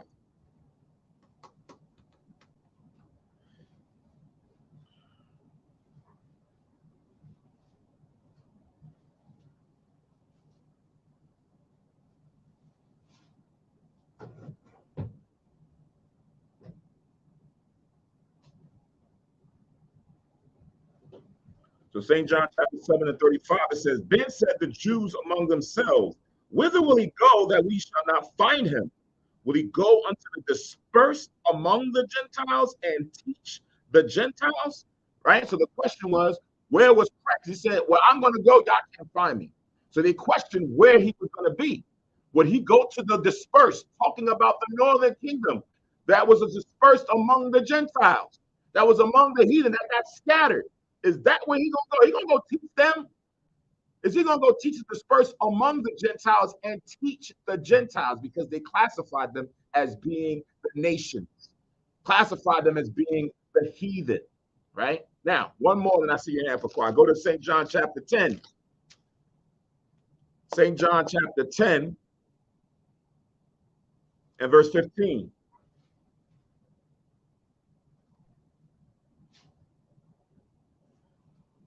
So St. John chapter 10 and 15, Christ says, as the Father knoweth me, even so know I the Father, and lay down my life for the sheep. Who are the sheep? Who are the sheep? Israel, right? Christ called it the lost tribes, the lost sheep, the lost sheep of the house of Israel. So the sheep come from Israel. Now watch this. He says, and other sheep I have which are not of this fold, them also I must bring, and they shall hear my voice, and there shall be one fold and one shepherd. That's what we just read in Hosea. I got to bring the kingdom of Israel and the kingdom of Judah together, and they got to be one with one shepherd. That's what Christ was alluding to here, right? Same thing in Hosea, same thing that it's talking about here in Esdras. So this other nations in context is not talking about the actual other nations. Now, let's get one more clarification on why this can't be talking about other nations. Now, going back to 2nd Esdras chapter 1 and 24 again, the second half of the precept says, I will turn me to other nations, and unto them, so like unto those, will I give my name. Right? So now you got to see the Most High gave his name or his glory to the nation of Israel. That means we got to go and see that the Most High gave his name or his glory to any other nation. Now jump to 2nd Esdras, the 2nd chapter. We're going to read this a little bit once we get to the 2nd chapter, but I have to jump here now for this context. So 2nd Esdras chapter 2 and verse 16. It says, and those that be dead will I raise up again from their places and bring them out of the grave. For I have known my name in Israel, right? The Most High has never put his name or known his name to be in any other nation, right? That was not what the will of the Lord was. He was never going to give his glory, never going to give his name to another people. One more, go to Isaiah chapter 42. We got to get a few testimonies on this, because sometimes when you're dealing with spiritual Israel and all this other stuff, you got to get more precepts to validate the point. So now this is Isaiah chapter 42 and verse 8. It says, I am Yahweh, that is my name, and my glory will I not give to another, neither praise to graven images, right? So the Most High's name that he says he's known in Israel, he says he was never going to give that to another people. So this can't be talking about other nations in the context of actual heathen. It had to be talking about Genesis 35:11, meaning the company of nations that now once had the law, but went out there and started following after other gods. They now, like Judah, would now both have to come together, because even Judah went the heck off. When you read also in Hosea, the Lord prophesied that Judah was going to go to hell off, and they did, right? Judah, Benjamin, Levi, they went off. And this is what the Lord has sent Esdras to go and show them their transgressions. All right? So this is not talking about the other nations. It's talking about the company of nations that come from the northern kingdom that now have to be brought back into the fold. All right? So let's go back. Oh, yeah. To further edify what you just mentioned, let's go to John chapter 11. John chapter 11 in verse 50. John chapter 11 and verse 50 reads, nor consider that it is expedient for us that one man should die for the people, and that the whole nation perish not. That nation right here is singular, based on what we just read in Esdras, right? Speaking about Judah. Now let's jump to 52. And it says, and not for that nation only, because remember when Christ came, it was only mostly Judah, Benjamin, and Levi around him, right? People might think he came to die just for the Jews, right? So it says, and not for that nation only, but that also he should gather together in one the children of God that were scattered abroad, meaning Israel, the rest of the 12 tribes that were scattered abroad. Fine. So you stop there. Stop at 52. All right. So now back to 2nd Esdras chapter 1 and verse 25 now. It says, seeing ye have forsaken me, I will forsake you also. Speaking of Judah now. Judah's now going to fall into the same fate that Israel did. When you desire me to be gracious unto you, I shall have no mercy upon you. Whensoever you shall call upon me, I will not hear you. For ye have defiled your hands with blood, and your feet are swift to commit manslaughter. Ye have not as it were forsaken me, but your own selves, saith the Lord. So the Lord said, you ain't doing this to me. You're not hurting me. You hurting your own self, right? You doing this to yourselves, right? That's something that most people don't realize. The actions or the decisions that they make calls for the fate or the judgment that the Lord brings upon them, because this is what they're choosing. It says in verse 28, thus saith the Almighty Lord, have I not prayed you as a father his sons, as a mother her daughters, and a nurse her young babes, that ye would be my people and I should be your God, that ye would be my children and I should be your father, right? The Lord kind of reminds, haven't I always dealt with you the same way how a person nourishes or nurses their young? It says 30, I gathered you together as a hen gathered her chickens under her wings. But now, what shall I do unto you? I will cast you out from my face. When the Lord means he's going to cast us out, you know, it's literal and figurative, right? Cast us up out of the land, but then cast us out, meaning out of his face, meaning his eyes is not on us anymore. When the Lord has the apple of his, when the Lord's eye is on the apple of his people, no one can go and do anything to us. But once he's now not paying attention to us no more, we left for our own ruin. Anybody can come and just do certain things because the Lord ain't paying. He's not showing favoritism to us like he normally did. He just left us out there. Verse 31, when you offer unto me, I will turn my face from you. For your solemn feast days, your new moons, and your circumcisions have I forsaken. It says the same thing in Isaiah chapter 1, verse 13, right? Away with your new moons, right? Because the Lord says, even though you coming to me trying to keep the new moon, even though you coming to me talking about I want to circumcise my son on the 8th day, your spirit and your heart is not right, because after you do that, you're going to go out there whoring. You're going to go keep their custom and do their stuff. You're just doing this just because. You're not doing it willfully in a joyous spirit. So the Lord said, I don't want it at all. I always make that comparison to a parent that now gives instruction to their child to go and do something, but then they walk away and they do it begrudgingly. They stomp away and they come and they bring it back to you. But the manner in which they went and did it was disrespectful.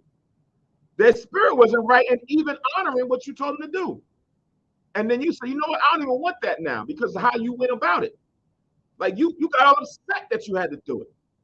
Oh, because I'm taking you away from what you want to do. You want to go and do that. Oh, okay, I see. So that's the same spirit the Lord is in, right? You want to go out there whoring and find pleasure in that instead of what I can give you. Verse 32, I sent unto you my servants the prophets, whom ye have taken and slain and torn their bodies in pieces, whose blood I will require of your hands, saith the Lord. So different points in time throughout history, the Most High has raised up prophets, and the people, our people, abused them, threw them in prison, beat them. Some of them got slain, right? You look at the gospel, so we did to Yahushua. It was our people, the Jews, Pharisees, Sadducees, priests, and some of the people that delivered him up to the Romans for the Romans to actually crucify him. But they gave him away to be murdered.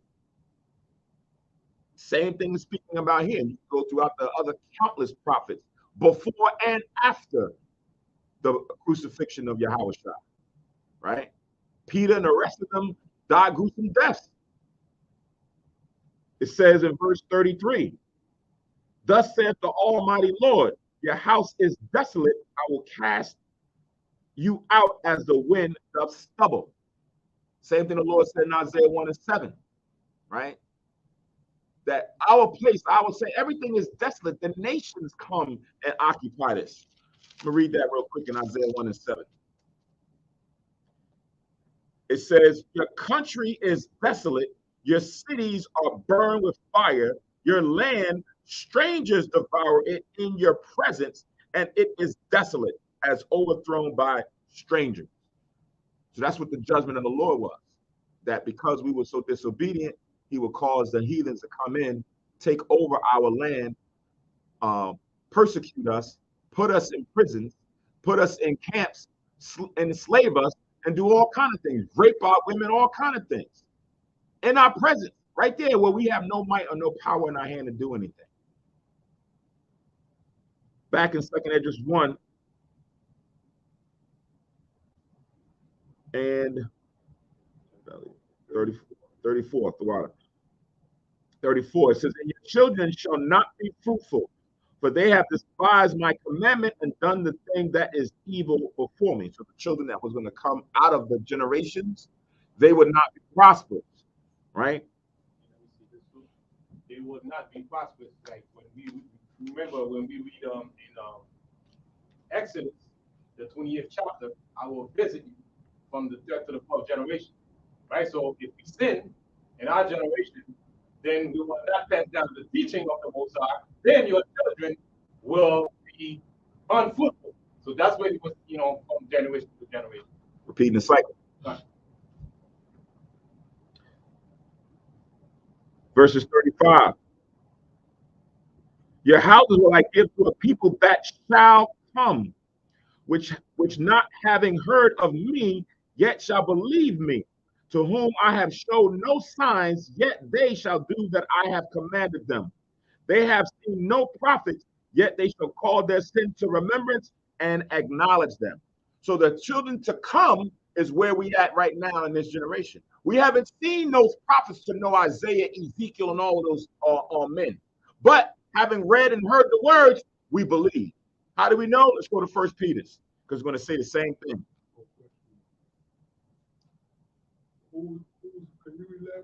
That's what I'm doing. That's what I'm doing. That's why we go into the precept.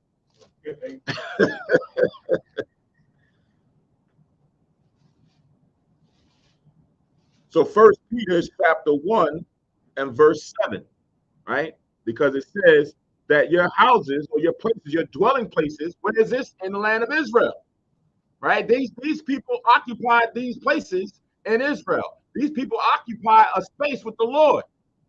But the Lord gave that away, gave that all up because of our rebelliousness. And he says he was going to give it to a people to come, future tense, not then, later on, right? That they have seen no prophets and shall call their sins to remembrance. So this could only be the children of Israel if you're going to call your sin to remembrance. Who was given the law? Israel. How are you going to call your sin to remembrance? You got to go back and read what happened in the past. How do we get to this point to say, oh, yeah, I didn't know? That's what we did today, right? So 1 Peter chapter 1 and 7 says that the trial of your faith, being much more precious than of gold that perisheth, though it be tried with fire, might be found unto praise and honor and glory at the appearing of Yahweh Mashiach, Jesus Christ. So all of us now, our faith is on trial, meaning the things that we read, the things that we hear. Do you believe it? Can you confirm it with actions? Right? The Lord is going to prove you. Right? Once you read it and you see it, are you going to now not eat swine's flesh no more? Are you not going to go and party on such and such day? Are you not going to do such and such? So you are on trial, right? Not seeing what they said back in the day with these miracles and all these. We ain't going through a lot of that. But now watch this. It says in verse 8, whom having not seen ye love, and whom though ye see him not, yet believing ye rejoice with joy unspeakable and full of glory, receiving the end of your faith, even the salvation of your souls, of which salvation the prophets have inquired and searched diligently, who prophesied of the grace that should come unto you. That's what Esdras just said. The people that should come, that grace was for them right there, that they can call to remembrance their former sins and where they were wrapped up at that present time. Be quiet. Also, the testimony to this verse right here, that everything that we now teaching is nothing new. Right. We are doing new prophet that say, new things gonna happen. We call to remembrance everything that the Most High has said as it is written in the scripture. Because all the prophets already prophesied all these things. All we're doing is repeating them and bringing back to remembrance again. So we're not prophesying any more things. Right. So then when it talks about which not having heard of me shall yet believe me, right? We didn't hear about Yahweh, right? We wasn't taught Yahweh and Yahweh Shai we went, that stuff was all foreign to us when someone first came and talked to us, right? When that truth came to you, you was like, I know that Jehovah is the Most High, Jesus is his name, and I'm a Gentile, right? I'm a spiritualist. Like we going off of what theology taught. But now when you come into the scriptures and you realize that that's not what's written, now you start to say, well, dang, I'm hearing what Isaiah and these men talked about. They not here in the physical form as Isaiah speaking to me, but I'm listening. Jeremiah ain't over here chastening, but I'm hearing them, right? Esdras ain't physically here saying this, but I'm hearing them. But get this, these men is here. These men are here today, right? He's about to tell us that, right? These men are here to call to remembrance our sins. And what the Most High has prepared for us, we're going to receive, right? Watch this. It says in verse 37,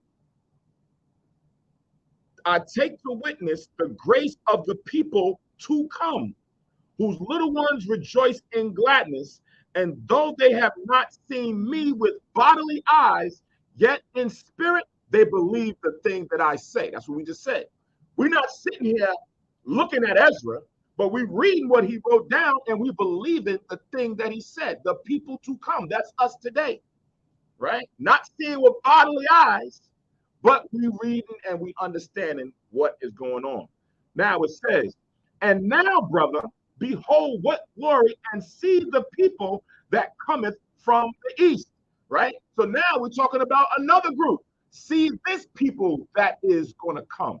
It says, unto whom I will give for leaders. So the Lord is going to give in the future these men that we're about to read for leaders in the last days. Watch this. Abraham, Isaac, and Jacob. Hosea, which is really Hosea, Amos, and Micaiah, Joel, Abdias, and Jonas, and Nahum, and Habakkuk, Sophoniah, Agaius, Zechariah, and Malachi. So these is men that you read in the Old Testament. These men were already here prior to. They already left. But the Lord said he's going to give them for leaders. What does that mean? That means they got to come back in the regeneration to be leaders in the last days. But we're not going to know them as Abraham. We're not going to know them as Malachi. We're not going to know them as Jacob. We're not going to know them as Isaac. They're going to have new names, right? And they'll be leaders here in the last days in various different camps, in various different places in the earth, doing the same thing that the Most High had raised up the former prophets to do back then. So that's why I said it's different when you understand that Ezra is not here in a physical form and we read them, but Ezra could be out there somewhere as Ariella. His new name is Ariella, right? And he's on fire doing it like how he was in the past. So that's the beauty when we go back, for those of us who've been here for a while and we've seen the evolution of the camps and how camps raised up here and there, right? Everybody couldn't just be in one camp. Right? When you look at the prophets, they were not all just in one area. They were not all together. Even when you read the New Testament with Paul, Paul didn't roll with everybody. He had some issue with certain brothers, but he said, as long as we go out and do the work, we good. Right? I got something going on him, but he's speaking and teaching, we good. So these men is here. People to come for leaders. I don't know who they are, but the Lord's will must be done. Right? So we are the generation. We are the people that now this is being fulfilled in, right? As Peter exemplified then, even from Peter's time, it had to happen in the regeneration. Peter was during the time of the Romans, right? We are now hundreds and hundreds of years past then into the last days where now this is being fulfilled. That's why Christ told the disciples even then that there's certain prophets that desire to see the things that you see and never did. We are even on a higher level than them, right? Christ spoke about certain things, and now we've seen it. It's history to us. And now we are seeing and waiting on the fulfillment of the rest of the tokens that was going to come. No, I was going to say, we are them in ignorance. We don't even know that. We don't know how enough, but we don't even know. Mm-hmm. Exactly. Back, our guys, we don't know that. Exactly. For the new second coming of Christ. Right. Speed it up. And this, when we go back and read and look at the things that we just read about as far as how disobedient as a nation, remember that the Most High always had a remnant that was still righteous, but the Lord judges us as a nation. Daniel and the rest of these men were righteous men, but they still had to go into captivity, right? They had to go and serve the punishment. So we're going to have remnants elect that the Lord has still that touches that they don't go all the way off, but we all suffer as a nation. One for all for one, right? That cuts out that, say, I'm going to do my own thing and I'm going to, nah, the Most High don't want us to do that. How can we build a nation being, selfish and just wanting to just do for yourself? That don't work. The other nations don't do that, right? But we have been conditioned to be divisive and divided and now only worry about and care about my own. No, you got to be a little bit more caring about everybody else that's within your nation, knowing that they don't want you to do that, right? We always get the opposition when we want to just deal with each other. You can look at, Black Wall Street and all those other things. Everybody else can have their own Wall Street or other street or other town or whatever they want to call it, but we can't because of this. Because of this. If we came together under this and people read the Bible and they see all the miracles and things the Lord did for his chosen nation, do you think that they want that to happen again? Hell no. So what would they do? Try to keep you farther and farther away from this. Try to keep you farther and farther away from doing the will of the Lord. That way, you can be kept down a bit. You're not going to rise up as much as you should. So I know it's about 1:20. Most of y'all are either home watching online. You need to step away to get something to eat. I'm going to push through. I normally would take a break. I'm going to push through. Nah, I'm going to push through. Right? Beauty of this being on YouTube is recorded, so you can always go back. But Spirit had it. We're going to push through. Right? So this is chapter 2, verse 1. It says, "Thus saith the Lord, I brought this people out of bondage and gave them my commandments by my servants the prophets, whom they would not hear, but despise my counsel." Right? So always remember, a prophet has to be of the nation of Israel. Don't feed into what Islam or the Muslims teach that Muhammad and all these other. No, a prophet, a servant has to be from the nation of Israel. Can't be nobody else. Let's prove that real quick. Ezekiel chapter 38.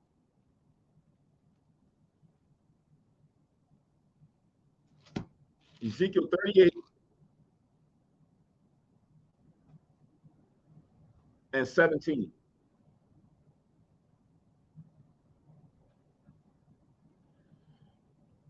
So Ezekiel 38:17 says, "Thus saith the Lord God, art thou he of whom I have spoken in old time by my servants, the prophets of Israel, which prophesied in those days many years that I would bring thee against them."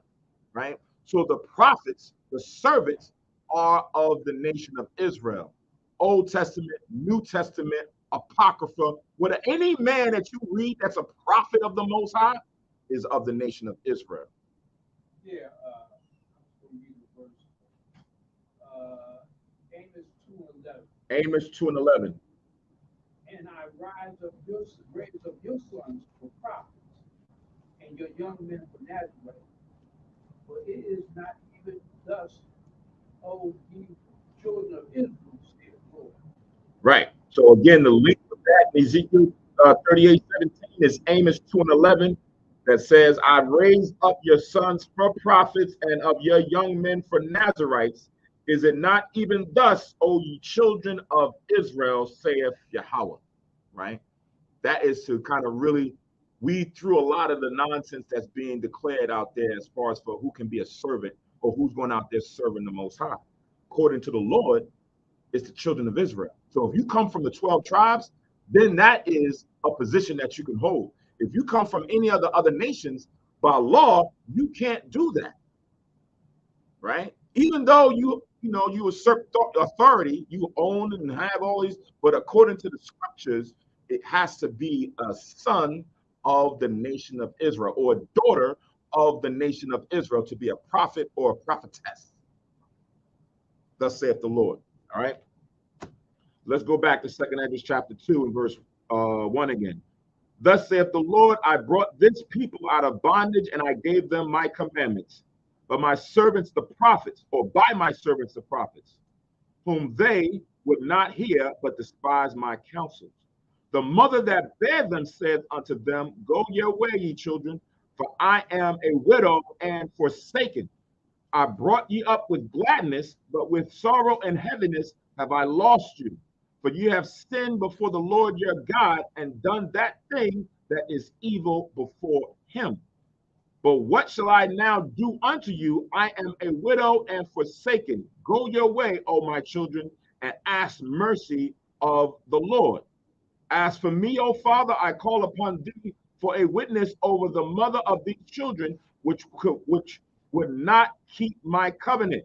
Right? So again, it's going into how our forefathers, right? We was nourished, nurtured up, come into the land of Canaan, changed the name to Jerusalem. We became Jerusalem, right? Some will say that we became a nation in Israel, but we got the law in the wilderness, and then we became the Most High's chosen in the land of Israel, in Jerusalem. But then we still went off, right? And now the Most High, either over time, he cast us out, right? We became, our name became as if a woman is widowed or forsaken, where we don't have that husbandry anymore with the Lord, right? We don't have that anymore. So it's like a figurative way. The Lord speaks in figuratives and parables, like a figurative way of speaking to the Lord on behalf of Israel. Wisdom sometimes is made into the form of a woman, right? That which was given to us, that covenant, that agreement, that spirit. If the Lord says, hey, you know what? That person ain't doing great, the spirit will leave. It will leave you. Even though you're an Israelite, even though you're a Jew, it will leave. And now you will be separated from what was supposed to be joined together. So it says here, as for me, O Father, I call upon thee a witness over the mother of these children, which would not keep my covenant, right? The covenant, what? As far as for keeping the laws, statutes, and commandments. Israel wouldn't keep it, right? Jerusalem wouldn't keep it. That thou bring to them confusion and their mother to a spoil, that they may be no offspring of them. Now, we remember, we read in Leviticus where the Lord said he wouldn't utterly destroy us. But as a nation, we would not be prosperous. Not literal, right? It's not literal talking about when the nation of Israel now gets this judgment, no one is going to have kids, right? No offspring. No, it means that we would not prosper as a people. We would not rise up and be a nation amongst the nations. We would always be serving captivity, right? We would not take one generation that was now good and then birth another generation and then birth another generation and then birth another generation. No, every time we went the heck off, we didn't birth another great generation. There came another wicked one and we went into captivity, and another wicked one and we went into captivity. That's why when you go into world history or ancient history and you start looking at all of these great empires that rose up, from the Babylonians, from the Assyrians to the Babylonians, to the Persians, to the Medes, to the Greeks, to the Romans. Then you start getting into, all the Spanish and the French and all. Where was we? Where was we? Then you get to the 1600s and we came over on cargo slave ships, right? That's the beginning of our history that was taught over in the Americas. Where was we?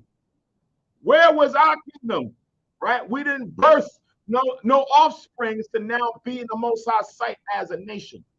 So that's how we got consumed. That's how our name got caught off amongst the nation.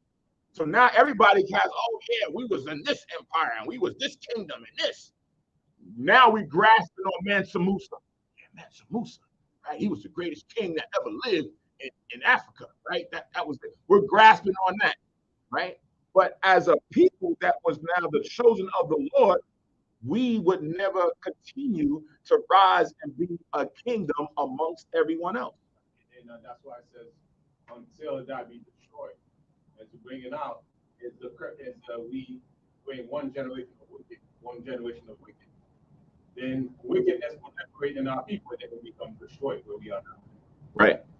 So I'm gonna read that again. It says that thou bring them to confusion. Right. Daniel spoke about it. We are confusion of faces. We don't know who we are. We don't know who our God is. Right. We don't know what our homeland is. We don't know what laws we're supposed to follow. We don't know our history. That was a prophecy. That was a judgment. Daniel spoke about that in Daniel's the 9th chapter, time and time again. That was this judgment. It says, and their mother to a spoil, that there may be no offspring of them. Let them be scattered abroad among the heathen. Let their names be put out of the earth, for they have despised my covenant. Right? So us being Israel is not known in the earth. We just been slaves continually under all these different empires and kingdoms. It says, woe be unto thee, Salat. Yeah, woe be unto thee, Asher, that thou hadst the unrighteous in thee. O thou wicked people, remember what I did unto Sodom and Gomorrah. Right? So now when we dwell in these places, we're trying to take the names of these places. And the Lord said, we're trying to hide our iniquity.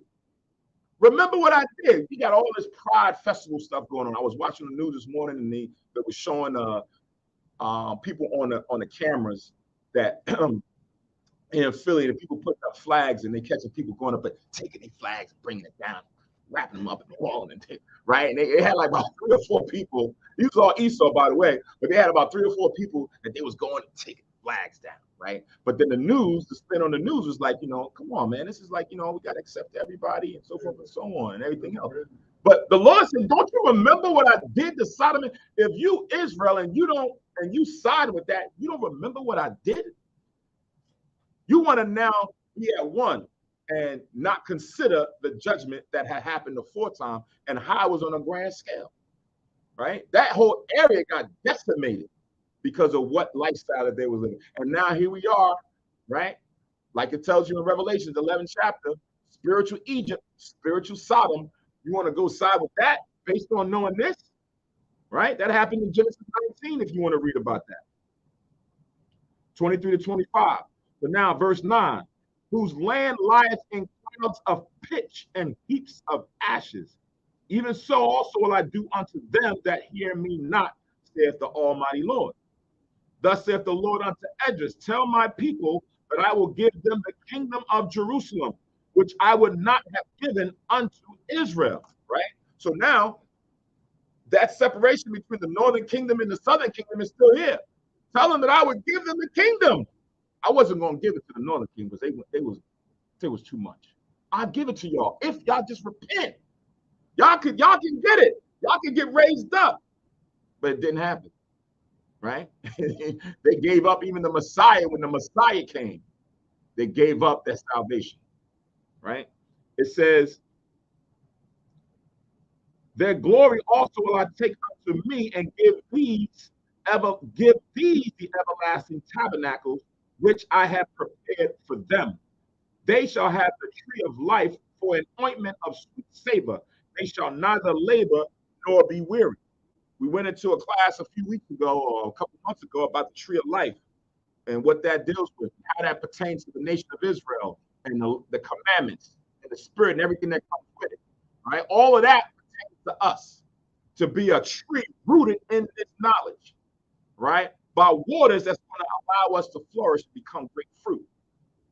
Right? That's why even Christ told us that we should go out and raise up fruit, and that our fruit should remain. Talking about plant the seed in different people's minds and let that sprout like you do with vegetables or fruit, and let it take root. And then we become trees ourselves, like it tells you in Psalms, the 1st chapter. Righteous tree, a tree of righteousness. So that is only pertaining to the children of Israel, right? That you can get or take hold of the kingdom, the everlasting tabernacles, and the tree of life. 13.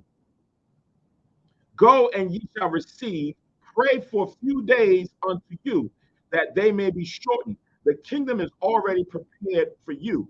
Watch, right? This is where Christ pulled from, right? Christ pulled from here about watching in the last days. Christ pulled from here about the shortening of the days. Let me get one in the book of Mark, chapter 13. The book of Mark, chapter 13.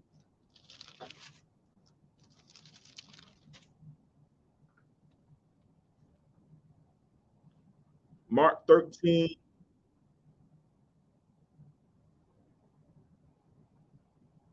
And I'm going to read 20. Mark 13 and 20.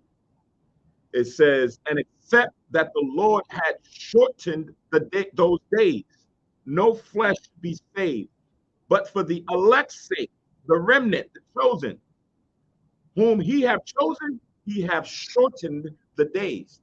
So the elect are doing exactly what Esdras was told to tell the children of Israel, to pray that the days get short. A lot of times when you watch the news and you see all the atrocities and things that happen, sometimes it causes a stir, right? Especially when you see things happening to your people. You pray that the Most High send Christ and the angels faster or quicker than what was probably predetermined. You pray that we will have to go through another 10 years of this, maybe 7, right? Then another year, like maybe not 7, maybe 4, right? Maybe not 4. Come next week, Most High. You're praying for the time to get sped up, right? Because we see and we read some of the rewards and the promises that's to come. Listen, me to have a chariot sitting over my house, protecting me from anything, that's a small reward. That's a small reward. Seeing that how we can angels, bread, and all these, that's a small reward. But these are rewards. Who wouldn't want to have the time sped up to live and see that day? But we are still under the measure of the Most High because prophecies or tokens and events have to happen according to the Lord's timeline. Just imagine, right? The other days, smoke were all over Jersey and New York. And you see how people with asthma and things like that, medical issues, they start getting right. That's just coming from Canada. Right. Imagine when the place is perpetual smoke. Right. You're gonna need to exactly. Yep. Well, you won't be able to. That was just a forest fire. I was just tree burning that came down from all over Canada that affected New York, Jersey, parts of Philly, everything else. Fire. Imagine when the bombs drop, how that's going to affect, right? Some things you got to really, you got to, like, it's best to read it than see the movie sometimes, because when you get in the imagination of the director. But when you read it here, everybody can now put it in their own imaginative mind to think of how it's going to actually look based on what they read it. So yeah, that's going to be heavy, and the Lord has already given us promises of how he's going to protect us, how he's going to redeem us away from that. But do you believe? Right? That's the key. Do you believe what the Lord's telling you? Do you believe that stuff is going to happen? Or does it just sound good and you're just waiting for Christ? You don't believe that other stuff. You're like, yeah, I just believe in Christ, bro. That's all. I believe that he's my savior, right? But all that other stuff, you kind of push that to the side. No, you have to be a fervent lover of the Most High in Christ in order to now be called worthy. So this day is talking about here is the days that we in right now, last days to be shortened. And it also said to watch. Jump down to 35. It says, watch therefore, for you know not when the master of the house cometh, at even or at midnight or at the cock crowing or in the morning. So you got to pay attention. You may not know all the prophecies. Certain brothers, certain sisters may know the tokens that's to come. Watch along with them. Pay attention to what's going on over in Europe. Pay attention to what's going on over here in the Americas. Pay attention to what's going on with your people, right? Because a lot of the prophecies and events have been written and is now being manifested right before our eyes, and some still to come. All right, let's go back. 2 Esdras chapter 2. We have verse. We have verse 13. No, we have verse 14. For verse 14, it says, take heaven and earth to witness, For I have spoken the evil in, I have broken the evil in pieces and created the good. For I live, saith Yahweh. Mother, embrace thy children and bring them up with gladness. Make their feet as fast as pillars, for I have chosen thee, saith the Lord. So the Most High has chosen Jerusalem. Now it's time for redemption. Like, get this, start to come back and awaken to this truth, right? The opportunity is near and dear unto us. As those that be dead will I raise up from among their places and bring them out of their graves. For I have known my name in Israel. So those of us who are spiritually dead are coming up out of our spiritual graves, like Ezekiel 37, like we spoke about this evening in the class, the valley of dry bones. There's a lot of graveyards out there, people walking dead. But once you now come and receive this truth, you can come up out of that grave. You can come up from being laid down in the ground and now stand up for righteousness. Then the Most High's name is now synonymously attached or aligned with you. Verse 17, fear not, thou mother of the children, for I have chosen thee, saith the Lord. For thy help will I send my servants Esau and Jeremiah, after whose counsel I have sanctified and prepared for thee 12 trees laden with diverse fruits, and as many fountains flowing with milk and honey, and 7 mighty mountains, whereupon there grow roses and lilies, whereby I will fill thy children with joy. So it's reiterating how the Lord is going to send again these prophets in the last days to now give us the knowledge, to give us the fruits of the Spirit, to now allow us to be in good places in our mind. Christ told us that the kingdom of heaven is not with observation, it's within you. So that has to be within us. We have to feel it in our spirit.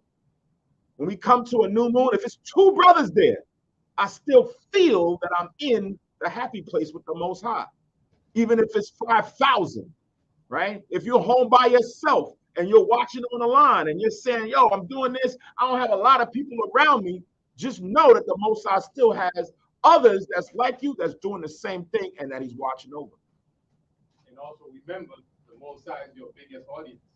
You're performing for the Most High as opposed to people who will go in a crowd. Once they feel the crowd, they get energized. So that's when they feel the fire of people. Whether you get, if you're looking for that, then you might be in the wrong business. Sometimes it's going to be you and one person. Yeah. Yep. And you can't let that wane on your spirit, right? If you by yourself and you're doing the will of the Most High, that's the joy, right? That's the joy to say, hey, I'm happy that I know this, because now knowing what I do know and where I would be without knowing or not doing these things, man. And reading what happened to my ancestors, man, I don't want to go through that. Verse 20, do right to the widow, judge for the fatherless, give to the poor, defend the orphan, clothe the naked, heal the broken and the weak, laugh not a lame man to scorn, defend the maimed, and let the blind man come into the sight of my clearness, or this truth, this light. So this is the responsibility that's laid upon those who have been raised up. You have to go and take upon all of you these attributes, right? James chapter 1 says the same thing. James chapter 1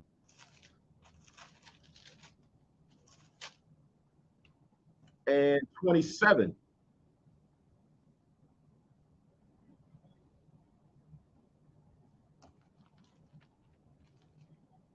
James 1 and 27 says, pure religion and undefiled before God and the Father is this, to visit the fatherless and widows in their affliction, and to keep himself unspotted from the world, right? So your religion is your righteous principles, which we get from the law, right? It's not man-made religions that you go into Catholicism or being a Protestant or being in Islam. That's not pure religion. Pure, clear, righteous principles come from the Most High.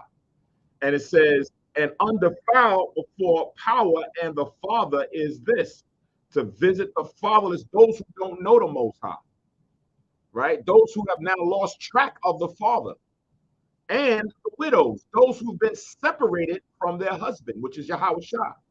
That's a figurative way of saying that we need to go back out to our people that's lost, that have no guidance, right?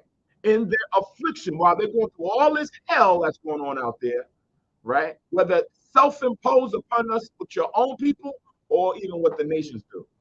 And to keep himself unspotted from the world. Meaning, as you're doing this work, you want to be unblamed. Nobody can say, oh, I see Pequod out there smoking a blunt, you know, doing such and such, you know, on this day or whatever. Nah, you want to be unspotted, right? From the world, that they can hold or raise no accusation against you, right? And we say smoking a blunt because we know the smoke from marijuana people use it for medicinal purposes, but it should not be consumed in that manner. If you can take it a different way, with wisdom and measure, we're not advocating everybody that's listening on the chat go out there and start going to those dispensaries and start just getting things. Nah, right? It has to be a need and not a desire. Yeah, you see that? I see some markets talking about, yeah, I don't want to smoke it. I can just go out there and go to the dispensary. They got it so that you can drink it. Cats is ODing on liquid marijuana or something like that. Nah, right? Everything has to be done in decency and in order according to the laws of the Lord. All right. So now let's go back to 2nd Esdras, chapter 2, and we have verse 22 now. It says, keep the old and young within thy walls, wheresoever thou findest the dead, take them and bury them, and I will give thee the first place in my resurrection. Right? So now where there's dead, you read about this in the book of Tobit, chapter 1, right? Verses, I think, 17 through 18, where Tobit jeopardized his life or hazarded his life to go out there and bury those that were slain during the times when he was in Nineveh. Right? He could have been taken up himself and killed, but he went to go give men honorable burials, honorable deaths. And that's what here in Ezra, it was spoken about to go and do that. Tobit was a good example of someone who did that, right? I would correct that, like I said, Tobit 1, chapter 1, verses 17 to 18 to give an example of when this was done. Verse 24. Abide still, O my people, and take thy rest, for thy quietness shall come. Nourish thy children, O thou good nurse, establish their feet. As for the servants whom I have given thee, there shall not one of them perish, for I will require them from among thy number. So the Lord is going to require certain men and women, prophets, servants to get raised up to go do the will of the Father in these last days. None of them is going to fall victim to somebody coming around them and shooting them like careless deaths. It's not going to happen to these individuals because the Most High required them out of thy number, out of the lot of Israel to go and do this work. They're protected. The Father has, a hand over them. I forget the scripture in Proverbs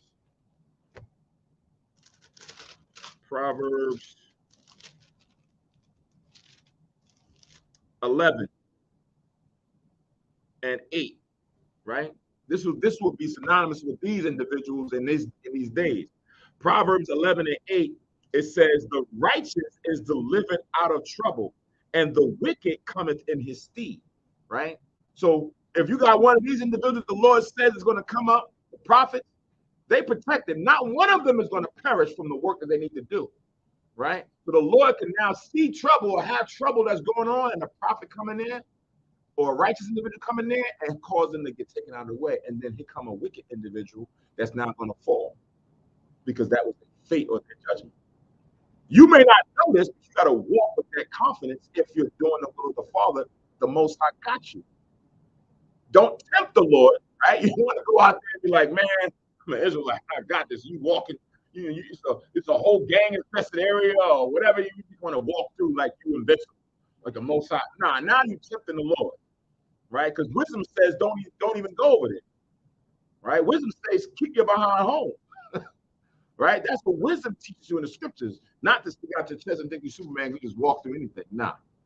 Now you've taken away that protection and you've now done things according to your own desires, for your own needs. So now back in 2nd Esdras 2, it says in verse 27, be not weary, for when the day of trouble and heaviness cometh, others shall weep and be sorrowful, but thou shalt be merry and have abundance. So in the times of despair and the time in the straits, the Lord is going to be able to take care of certain individuals. Not everybody's going to get taken care of.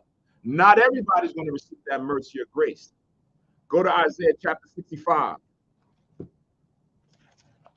Isaiah 65.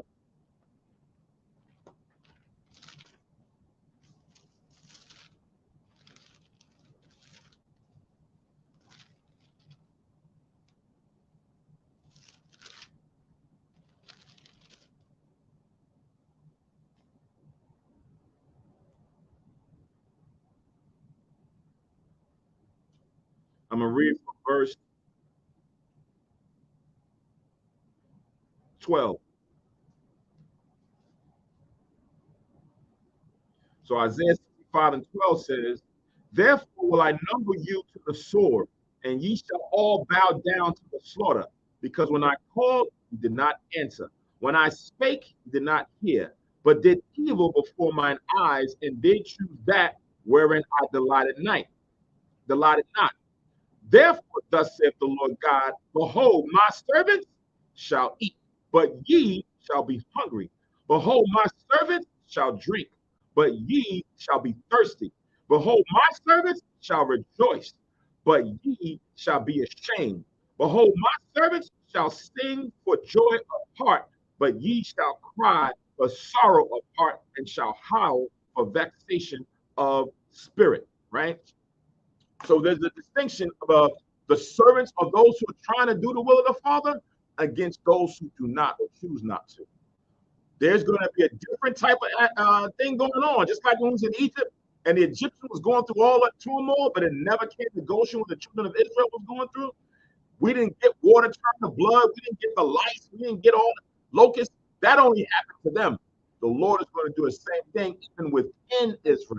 The servants of the Lord are going to eat, drink, be merry, be protected. But those who gave up and didn't want to follow the Lord, they're going to be howling and crying in anguish and despair in these last days, especially when it really gets turned up. When it really gets turned up, all our faith is really going to be put on another level for a test, because it's going to be chaotic in certain areas. Everybody's not going to be going through the same exact thing. There's going to be spots where it's going to be chaos and everybody's going to be going through different types of things, but your faith is going to be tested. Your faith is going to be put on the measurement stick to see if you are capable, able spiritually to choose wise decisions and stay the course with the Lord. And if you are, if your heart is sincere, then the Lord will execute what we just read. He'll show favor to you.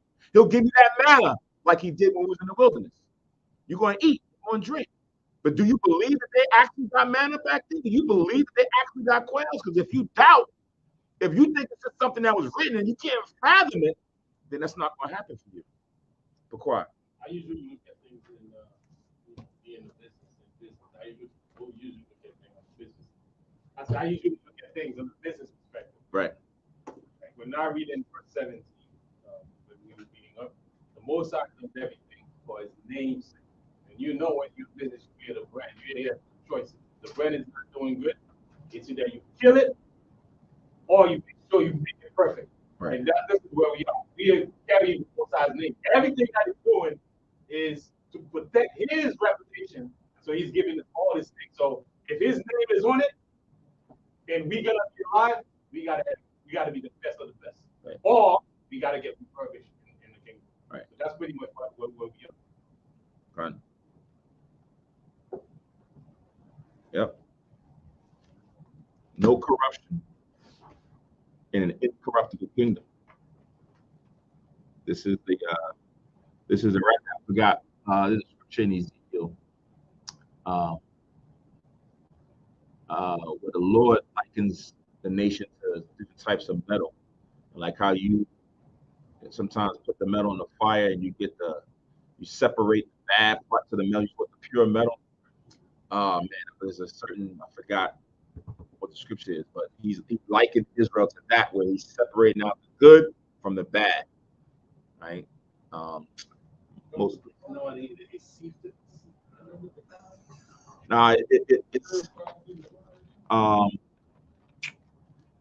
not purified by the fire, but there's a certain word. It'll come to me.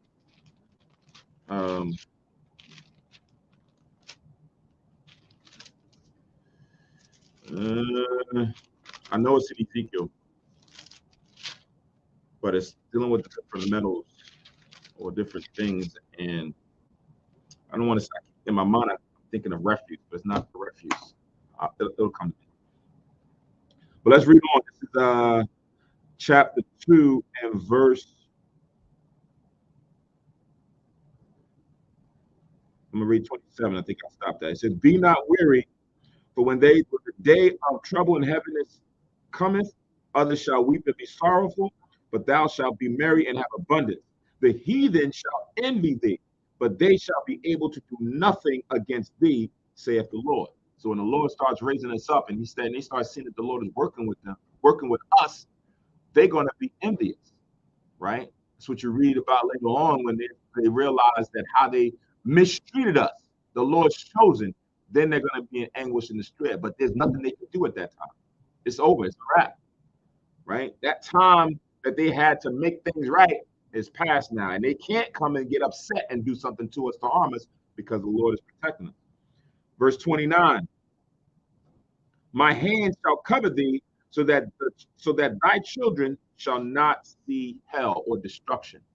So that's like what Pequod is talking about when you start looking at, the judgment that's to come. It's going to have to take a Lord, a power to come and redeem. We can't save ourselves, right? You can't go and get some storm bunker, or you want to go up into space and say you're going to. No, there's nothing that's going to save you from the judgment of the Most High. The Lord has to come and redeem you.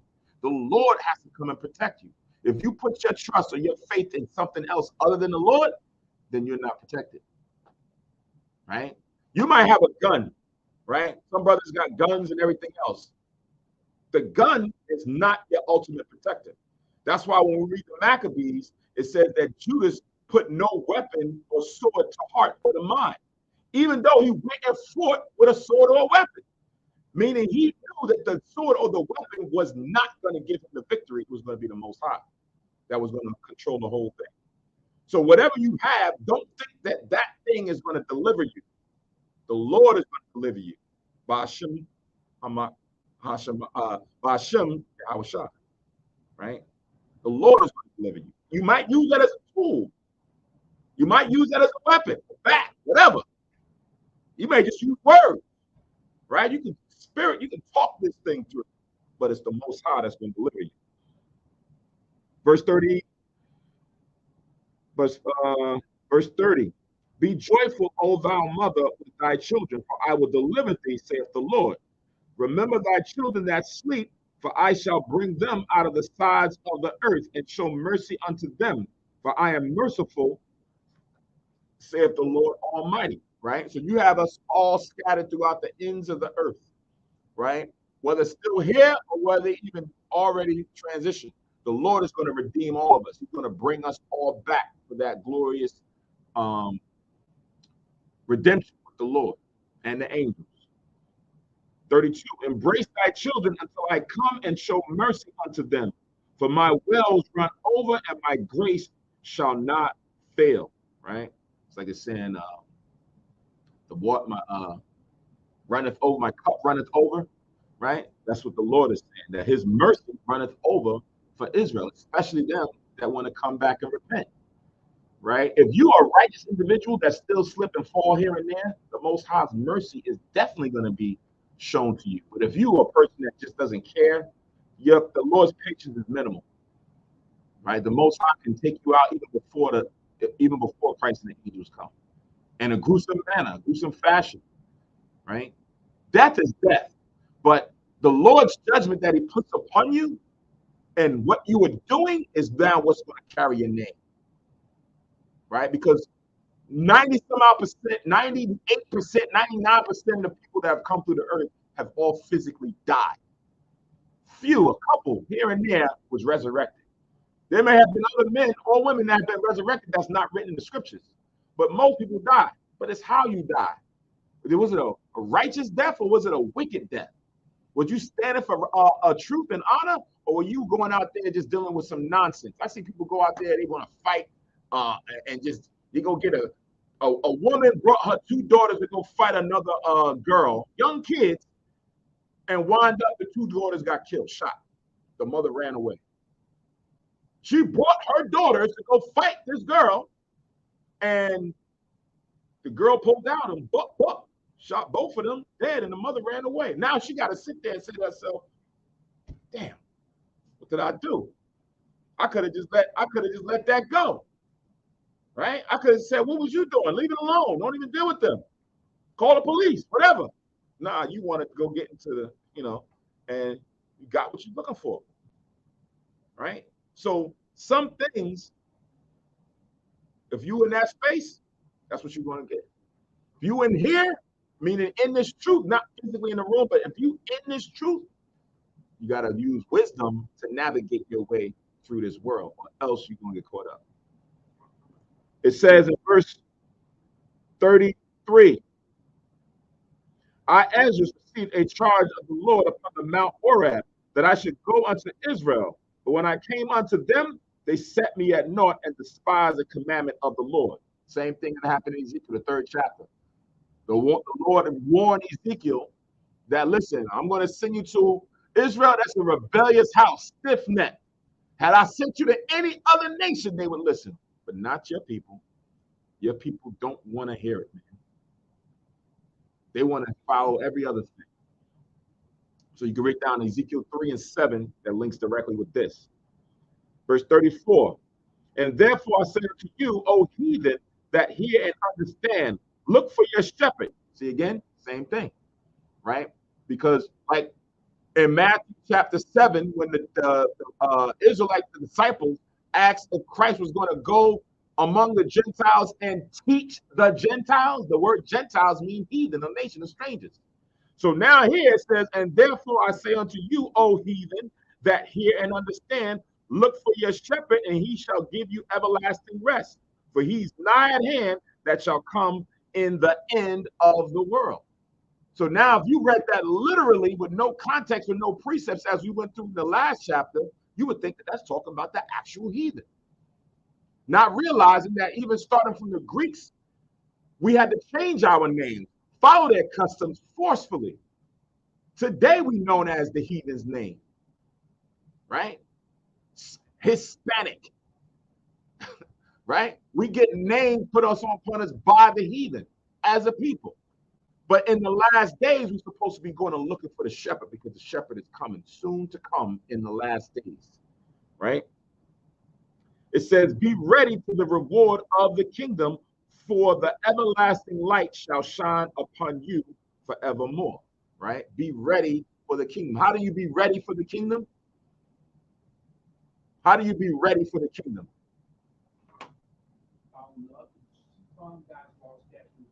Follow God's law, statutes, and commandments. And then doing what we read up from verse 20, right? Do right to the widow, judge the fatherless, give to the poor, defend the orphan, clothe the naked. Christ spoke about that too, right? When you did this to them, you did that to me. When you did that to them, you did that to me. So it's just not about saying, yeah, I don't eat pork. You know, I logged on, I kept the Passover, right? But you're not exuding or exemplifying these things when you go out amongst your people. Even when you sin to yourself, you sin against the Most High.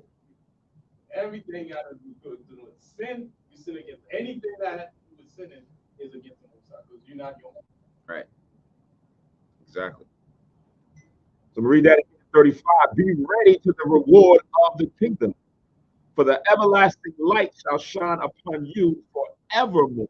So, like we read in the class this evening about Hebrews 8 and how the law is going to be put in our inward parts, it's going to shine forevermore in us. We're going to be perfect, never sin again in the kingdom. That's the reward that's going to come for the kingdom. So to get ready is to prepare yourself today, keeping the Sabbath day holy to the best of your ability, right? Some people may have to work, but you understand that this is something should not be done. So you pray for forgiveness, right? You're not all relishing in that you got to work, but if it's so be it. Same type things where it's now out of your control.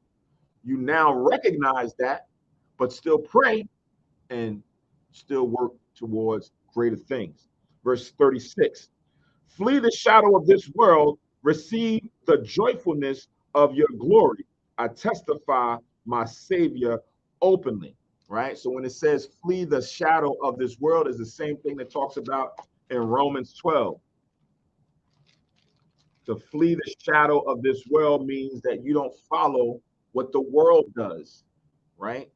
It says here in Romans 12 and 2, and be not conformed to this world, but be ye transformed by the renewing of your mind, right? You got to leave, to be born again means you got to learn all over again, just like you was from a baby, right? When you first came into the world, you saw the world with a certain set of eyes. Now, when you come into the truth, you see the world in a different set of eyes, a different lens that you didn't realize before, right? Certain things that you was accepting of, now you see that the Lord, so you're like, wow, I gotta rethink this thing, man. I gotta relook at this. I gotta change my mind and my perspective. So that's why it says, and be not conformed to this world, but be transformed by the renewing of your mind, that ye may prove what is that good and acceptable and perfect will of God. So you want to be able to make righteous decisions on what you see based on the will of the Father, not on your own heart. As much as people try to make us think on our own heart, right? Now, I don't want to hear what the Bible say, brother. I want to hear what you feel. How do you feel? I feel like the Lord feels. I think like the Lord thinks. Like how Christ thinks. That's how I'm supposed to be conformed to, because that's righteousness. If I go upon my own heart, who knows? I might do some good decisions. I might not. But if I stick with the Lord, then I know it'll always be good decisions. I know it'll always be righteous decisions, and I'll prove righteous judgment. And also, what I realized too is when we become parents, we are more responsible because the children's programming, we are responsible how the children can be brought up, right? In the program, right, like the scriptures at Romans 10 and 2, transformed by the renewing of our mind, right?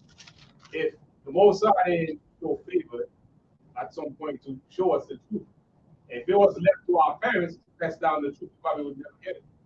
Because as we growing up, the parents supposed to start teaching us programming, because right now we've been conditioned with worldly teaching and worldly doctrine, right? It takes only the spirit of the Most High, right, to wake us up so that we start reading, reprogram our mind with the scriptures again, so that we can override all the other teaching that we have been taught. Right. So whenever we gotta make decisions now, instead of relying on what we knew before, we want to rely on the scriptures, to press our button, and then we gotta make decisions based on that.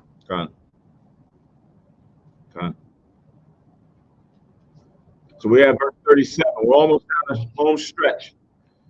37, it says, "Oh, receive the gift that is given you and be glad." Oh, receive. I think it was, I was just saying, I'm not sure you're going to pull it, Ezekiel 22 and 18, I think it was. Ezekiel 22.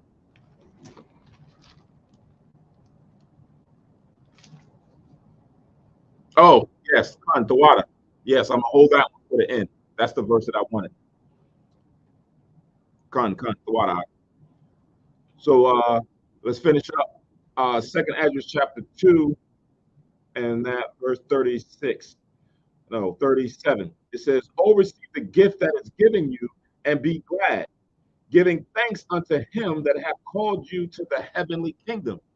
Arise up and stand. Behold, the number of those that be sealed in the feast of the Lord, which are departed from the shadow of the world and have received glorious garments of the Lord. Right. So now this is a vision that Esdras is going to be shown by the Most High through the angel Uriel about what is going to transpire in the last days. Right. He's seeing a vision of the number of those that are supposed to be sealed. Where do we get this number from that we can get more clarity? It's the same number that's in Revelation, the 7th chapter. Let's go to it real quick. Revelation chapter 7 and verse 3.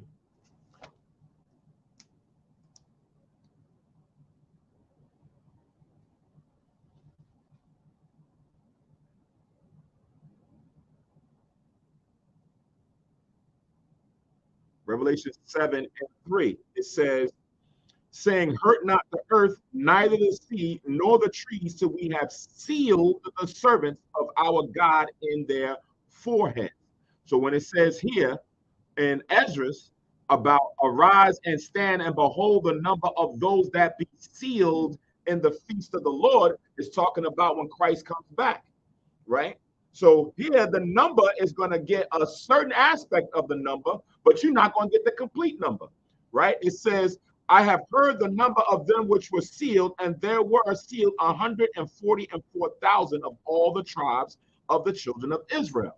So these are the number, 12 tribes, 12,000 from each tribe, men that are going to be raised up to be the new government in the kingdom, right? I'm going to read through this swiftly. And I heard the number of them which were sealed, and there was 144,000 of all the tribes of the children of Israel.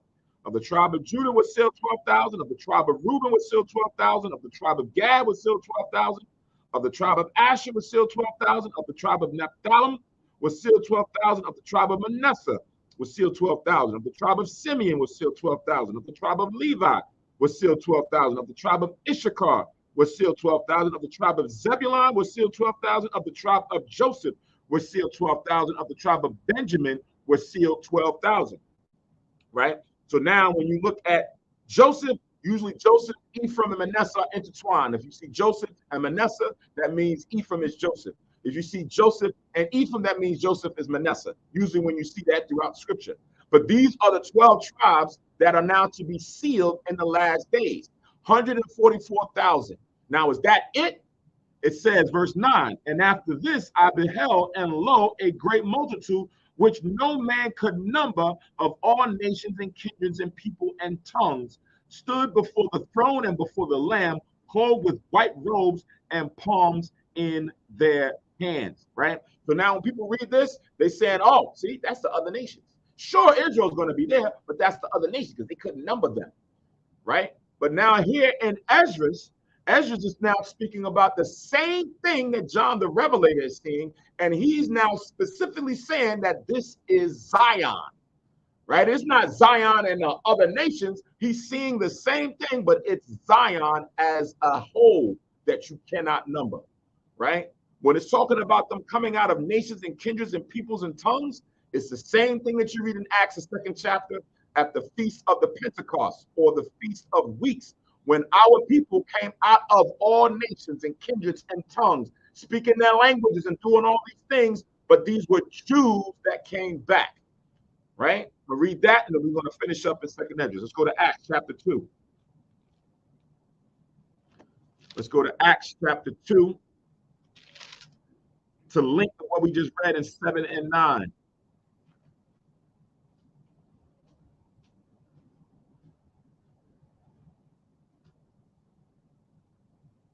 Acts chapter 2 and verse 5.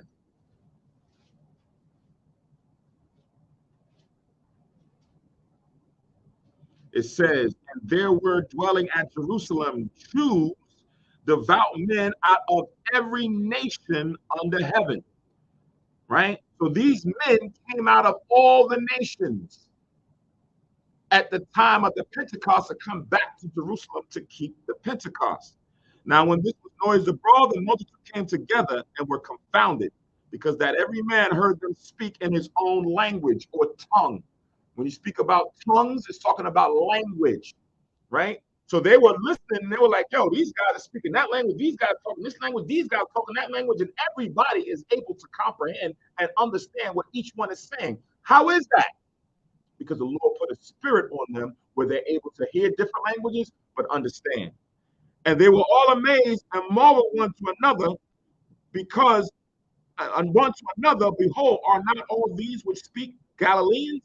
And how we hear every man in our own tongue wherein we were born, Parthians, Medes, and Elamites, and dwellers of Mesopotamia, and in Judea, and in Cappadocia, and in Pontus, and in Asia, Phrygia, and Pamphylia, and in Egypt, and the parts of Libya about Cyrene, and the strangers of Rome, Jews and proselytes, Cretes and Arabians. We do hear them speak in our tongues the wonderful works of God, right? So all these people coming out of all nations. If you down in South America, you're going to get redeemed. In certain parts, you're going to speak Spanish. Certain areas, you're going to speak Portuguese. You're going to go into other areas, you're going to speak English. You're going to go into other areas, you might speak Swahili. You might speak whatever Elam speaks, because we got some Israelites that's over there in Iran and other places. You might come from far areas speaking all their languages, but you're Jews. So when it's talking about us, the nations, like we've been reading, heathen and all that, is speaking about the Jews that's coming out of these lands that have been scattered because of their disobedience and sinning against the Most High. It's not talking about them, the actual nations that's going to be redeemed, because why would they be? Did they come and keep the laws as it is written? Did they have a covenant or an agreement with the Most High that Christ died for their sins to bring unto them salvation? Some would say yes. But how could he die for their sins if they never had the law to sin against? Right? And we repeat this, many camp classes, we repeat this over and over to make sure that our people don't get like what happened to the Galatians, that someone comes and beguiles you and tricks you up. But what's wrong with the nations coming against it? What's wrong with this? Right? Don't let that cloud your judgment. So now, 7 and 9, keep in mind in Revelations, let's go back to 2nd Esdras chapter 2 and verse 40. It says, take thy number, O Zion, which is the nation of Israel, Mount Zion, the top, the government of Israel that's going to come in the last days. And shut up those of thine that are clothed in white, which have fulfilled the law of the Lord. Who was given the law? Israel, to fulfill the Lord's will. The number of thy children, whom thou longest for, is fulfilled.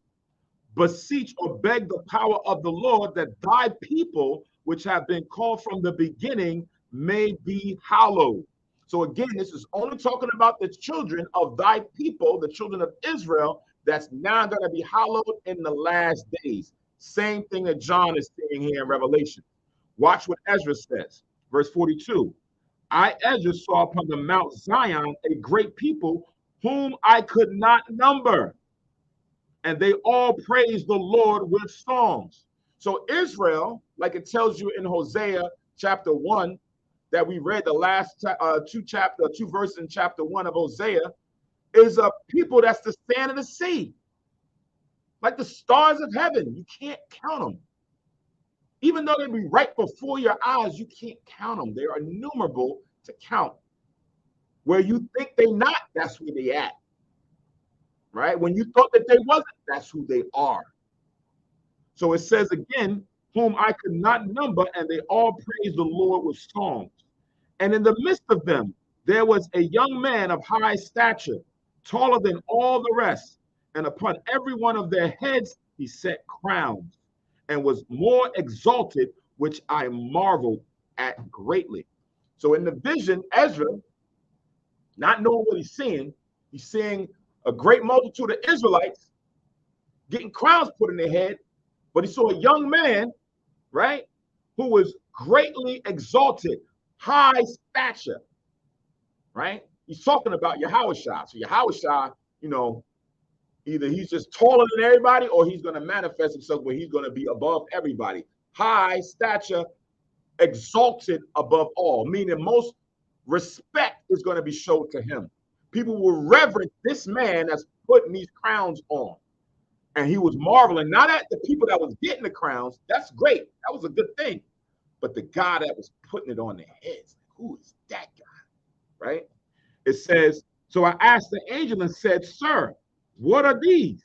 And he answered and said unto me, These be they which have put off the mortal clothing and put on the immortal, and have confessed the name of our God. Now are they crowned and receive palms. So he now knows that these men, these individuals, these people that he's seeing are those that have now put on immortal clothing. It's not talking about actual physical clothing.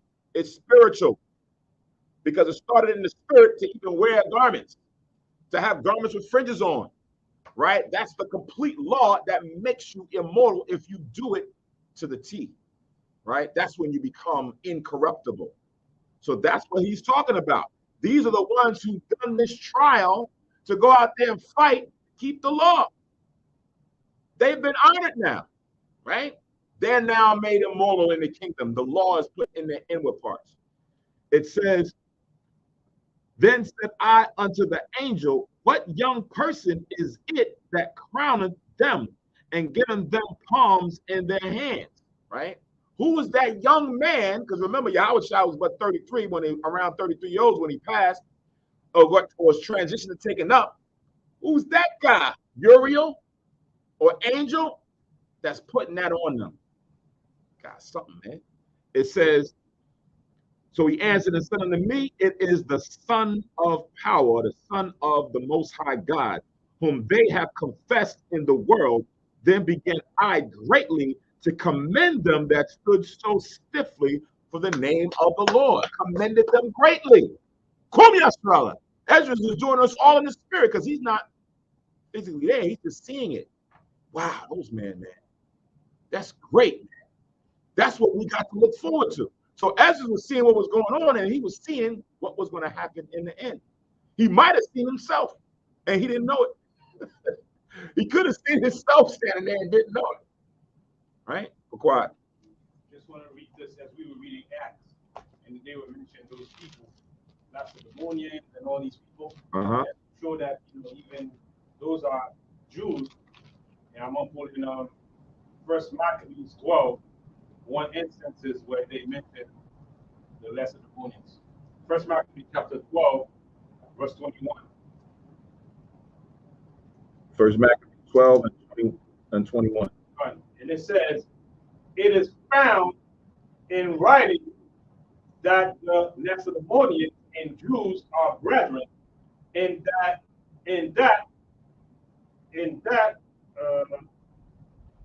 Lacedaemonians, the Lacedaemonians are Jews and brethren, and that they are the stock of Abraham.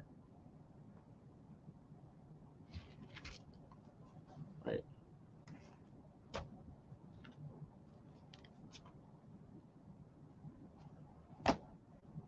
So now, let's reread that and continue on. Only one more verse 47, back in 2nd Esdras chapter 2. So he answered and said unto me, It is the Son of God, whom they have confessed in the world. Then began I greatly to commend them that stood so stiffly for the name of the Lord. Then the angel said unto me, Go thy way and tell my people what manner of things and how great wonders of the Lord thy God thou hast seen. So some of that is written now in the book of Esdras that we're reading about right now, right? So now it said that they have sealed in the feast of the Lord. Go to Revelation chapter 14. Revelation chapter 14.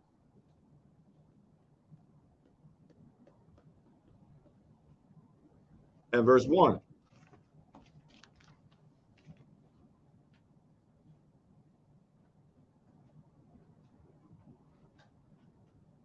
Revelations 14 and 1, it says, And I looked, and lo, a lamb stood on the Mount Sion. Same thing we read in Esdras.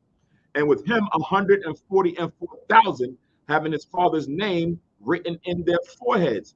Esdras didn't give you the 144, but he gave you the totality. He said, I can't number all these people. John saw the 144, but couldn't number the rest. It says, and I heard a voice from heaven as the voice of many waters, and as the voice of a great thunder. And I heard the voice of harpers harping with their harps. And they sung as it were a new song before the throne, and before the four beasts and the elders. And no man could learn that song but the 144,000 which were redeemed from the earth. These are they which were not defiled with women, for they are virgins, right? So this is not literal, right? Sure, we're not going to look to get defiled with women, dealing with harlots and all these other different things, but it's spiritual.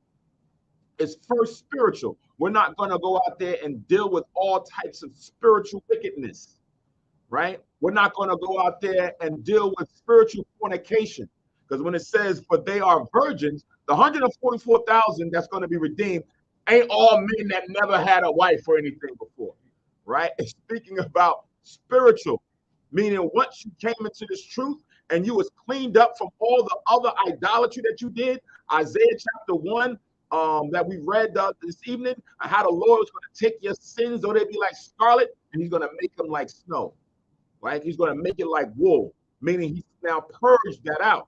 So now once you are now a virgin, because we're supposed to be married to Christ, right? Undefiled. That's why the bride wears the white garment. It's supposed to show a sign of purity. So these men are going to be unspotted from the world to now be brought and stood before their husband, which is supposed to be Yahweh Shai. So reading that again, it says, these are they which were not defiled with women, but they are virgins. These are they which follow the Lamb whithersoever he goeth. The Lamb is Christ. Christ is supposed to be the husband. These were redeemed from among men, being the first fruits unto God and to the Lamb.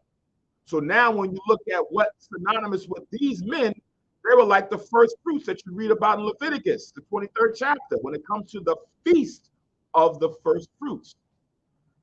It's a whole feast day that's coming up still, right? That is supposed to be kept by the nation of Israel. That first crop of grain or harvest that you get during that season is not supposed to be eaten, it's supposed to be dedicated to the Lord. That's a feast day that we keep. So now when speaking about first fruits, if you're a person that never dealt with the law, the Old Testament is done away with, you're not gonna understand the similitude of this. That's why Ezra said in verse 38, they be sealed unto the feast of the Lord. That's why he said that there, feast of the Lord, talking about the feast of the first fruits, not the carnal feast, but the spiritual feast that's going to happen when Christ comes and redeems them. And they're going to be the first ones taken up and being presented before the Most High and accepted. That's the key. That's the correlation, right? That's the number of things that's going to happen in that day. All right. So that's how that feast connects with that feast, connects with the children, the number that can't, the men and the women that can't be numbered, and how it's all going to culminate. 144,000 men, that's going to be the priest, and then you got the rest of the 1/3, other men, women, children, whatsoever, that's going to make up the new nation that's going to be presented in the kingdom of the Most High God. Right? That's the key. That's what's going to transpire in those days. Ezra saw it. John the Revelator saw it. Daniel saw it. A lot of prophets have the same vision, but not in its totality. Everybody can see it fully. Some saw a snippet here, a part there. These men saw a good portion of it. All right.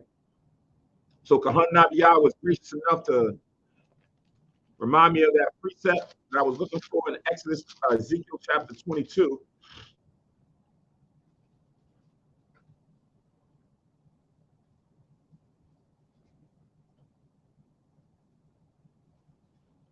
Ezekiel 22 and 17, where it says, and the word of the Lord came unto me, saying, Son of man, the house of Israel is to me become dross. All they are brass and tin and iron and lead in the midst of the furnace. They are even the dross of silver.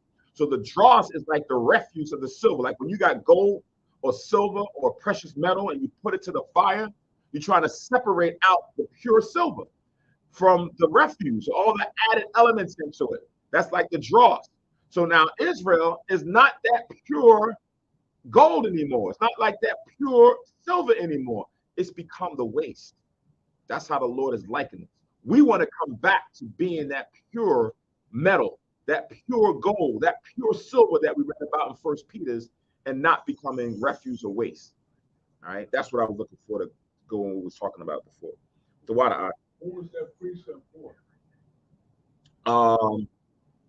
That's a good point. I can't remember what is it that I was trying to link it. It was on a comment. Okay. Yeah, I don't remember which. Yeah, I can't remember which. Yeah.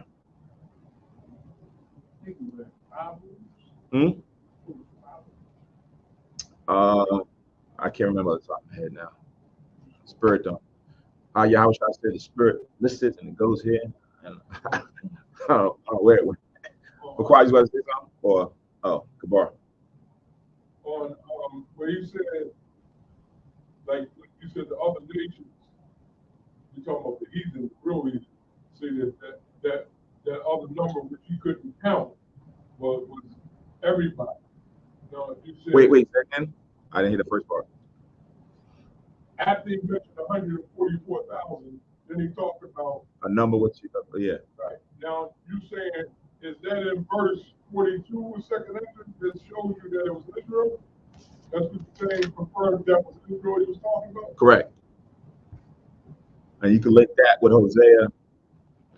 Now I'm going to get the actual number again. Verse again. You can link that with Hosea chapter 1.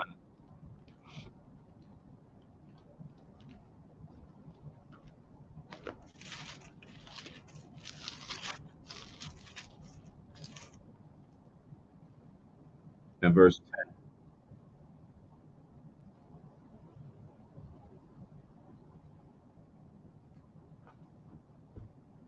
And there's others that say the same thing. As far as for Israel, so that'd be the sand, the sea, that's immeasurable, like the stars of heaven, you can't count us. A multitude that you can't count. It's like looking at a football game, a stadium, and you look at a whole crowd that's in the stadium.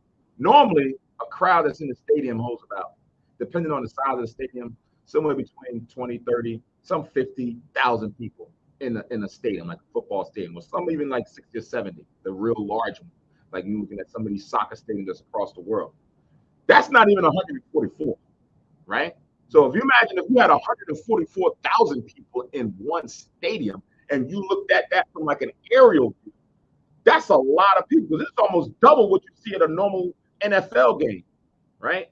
Now you just did that number. Now add the rest of the 1/3.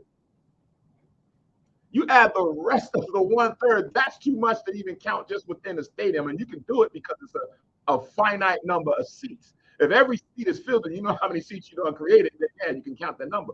But now when you get the rest of the 1/3 along with that and you're looking at it, you can't count them coming out of every place.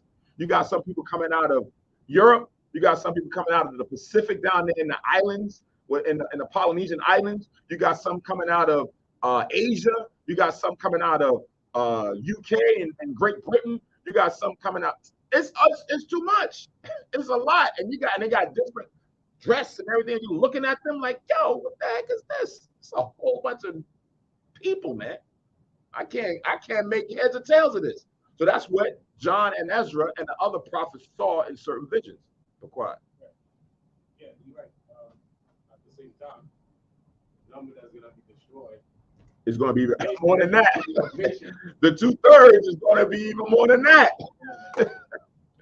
Imagine that, right? Those that got to fall by the sword, right, or from plagues is going to be even more than what this number that John and Ezra is even looking at.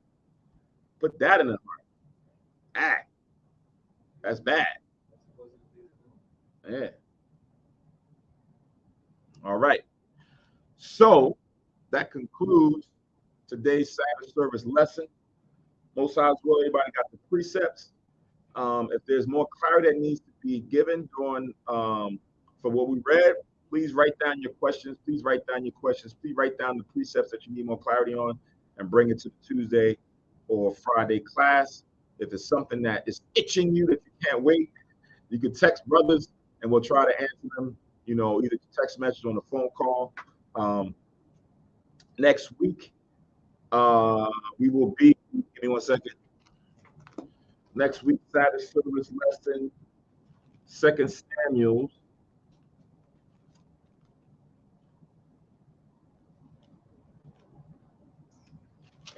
Second Samuel chapter 21 and 22. For next week's Sabbath service lesson, chapters 21, 22, into more of David's judgment that befell him after all the turmoil that happened. Okay, cut. All right. So as the sister stated, all praise to the Most High in Christ. The water for those who was able to endure and log on and stay in tune.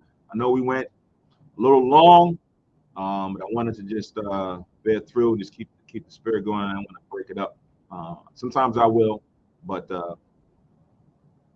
today I just want to push through. So Lord's will, everybody. Got the precepts, got the understanding, is in good spirits. If you need anything, please reach out to the brothers, reach out to the sisters, and we can help each other, bear each other's burden, and try to get through these last days. All right. So again, all praise to the Most High Yahweh Shah for knowledge, wisdom, and understanding. If there's need for the Lord to send spiritual guidance or spiritual understanding, please go do that. Pray for one another. For those of us going through physical ailments, we always pray for each other. That the Lord will send down Uriel or any other angels, healing angels, to now come and touch those individuals, that they can lighten their burden, continue to try to fight and strive to do great things in these last days. All right. So Elders Aquan posted 1 Kings 3 and 8. And thy servant is in the midst of thy people, which thou hast chosen, a great people that cannot be numbered nor counted for multitude. That's another good precept. In Revelation 19 and 8. And to her was granted that she should be arrayed in fine linen, clean and white, for the fine linen is the righteousness of saints. Right. So that shows you that last precept, that those who are given the white robe that we read about in Esdras is the same thing that John saw in that 19th chapter, and is letting you know that the white robes is for the saints being those that come from the children of Israel. Read that in Psalms 50 and 5, Psalms 148, that talks about us being the saints. Children of Israel are the saints. So there should be no confusion as to who that is speaking about in those visions. All right, okay, with that, we'll say Shalom, happy Sabbath, enjoy the rest of the day. Lord's will, we'll see each other during the upcoming classes Tuesday and Friday night. Stay tuned for the closing prayers. Shalom.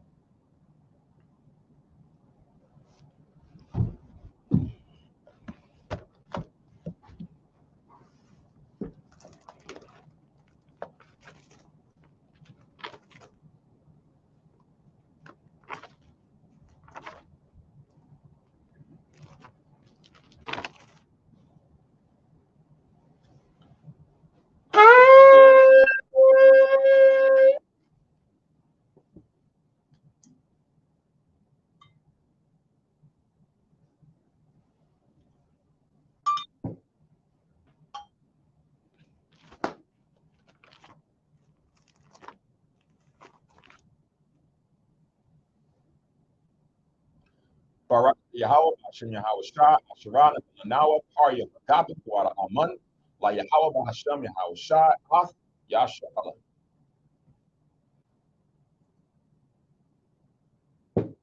English translation. Blessed are Yahweh in the name of Yahweh Shah, the Most High, in the name of Christ, that gives to us the fruit of the vine. Thank you, so be it. To Yahweh in the name of Yahweh Shah with Israel.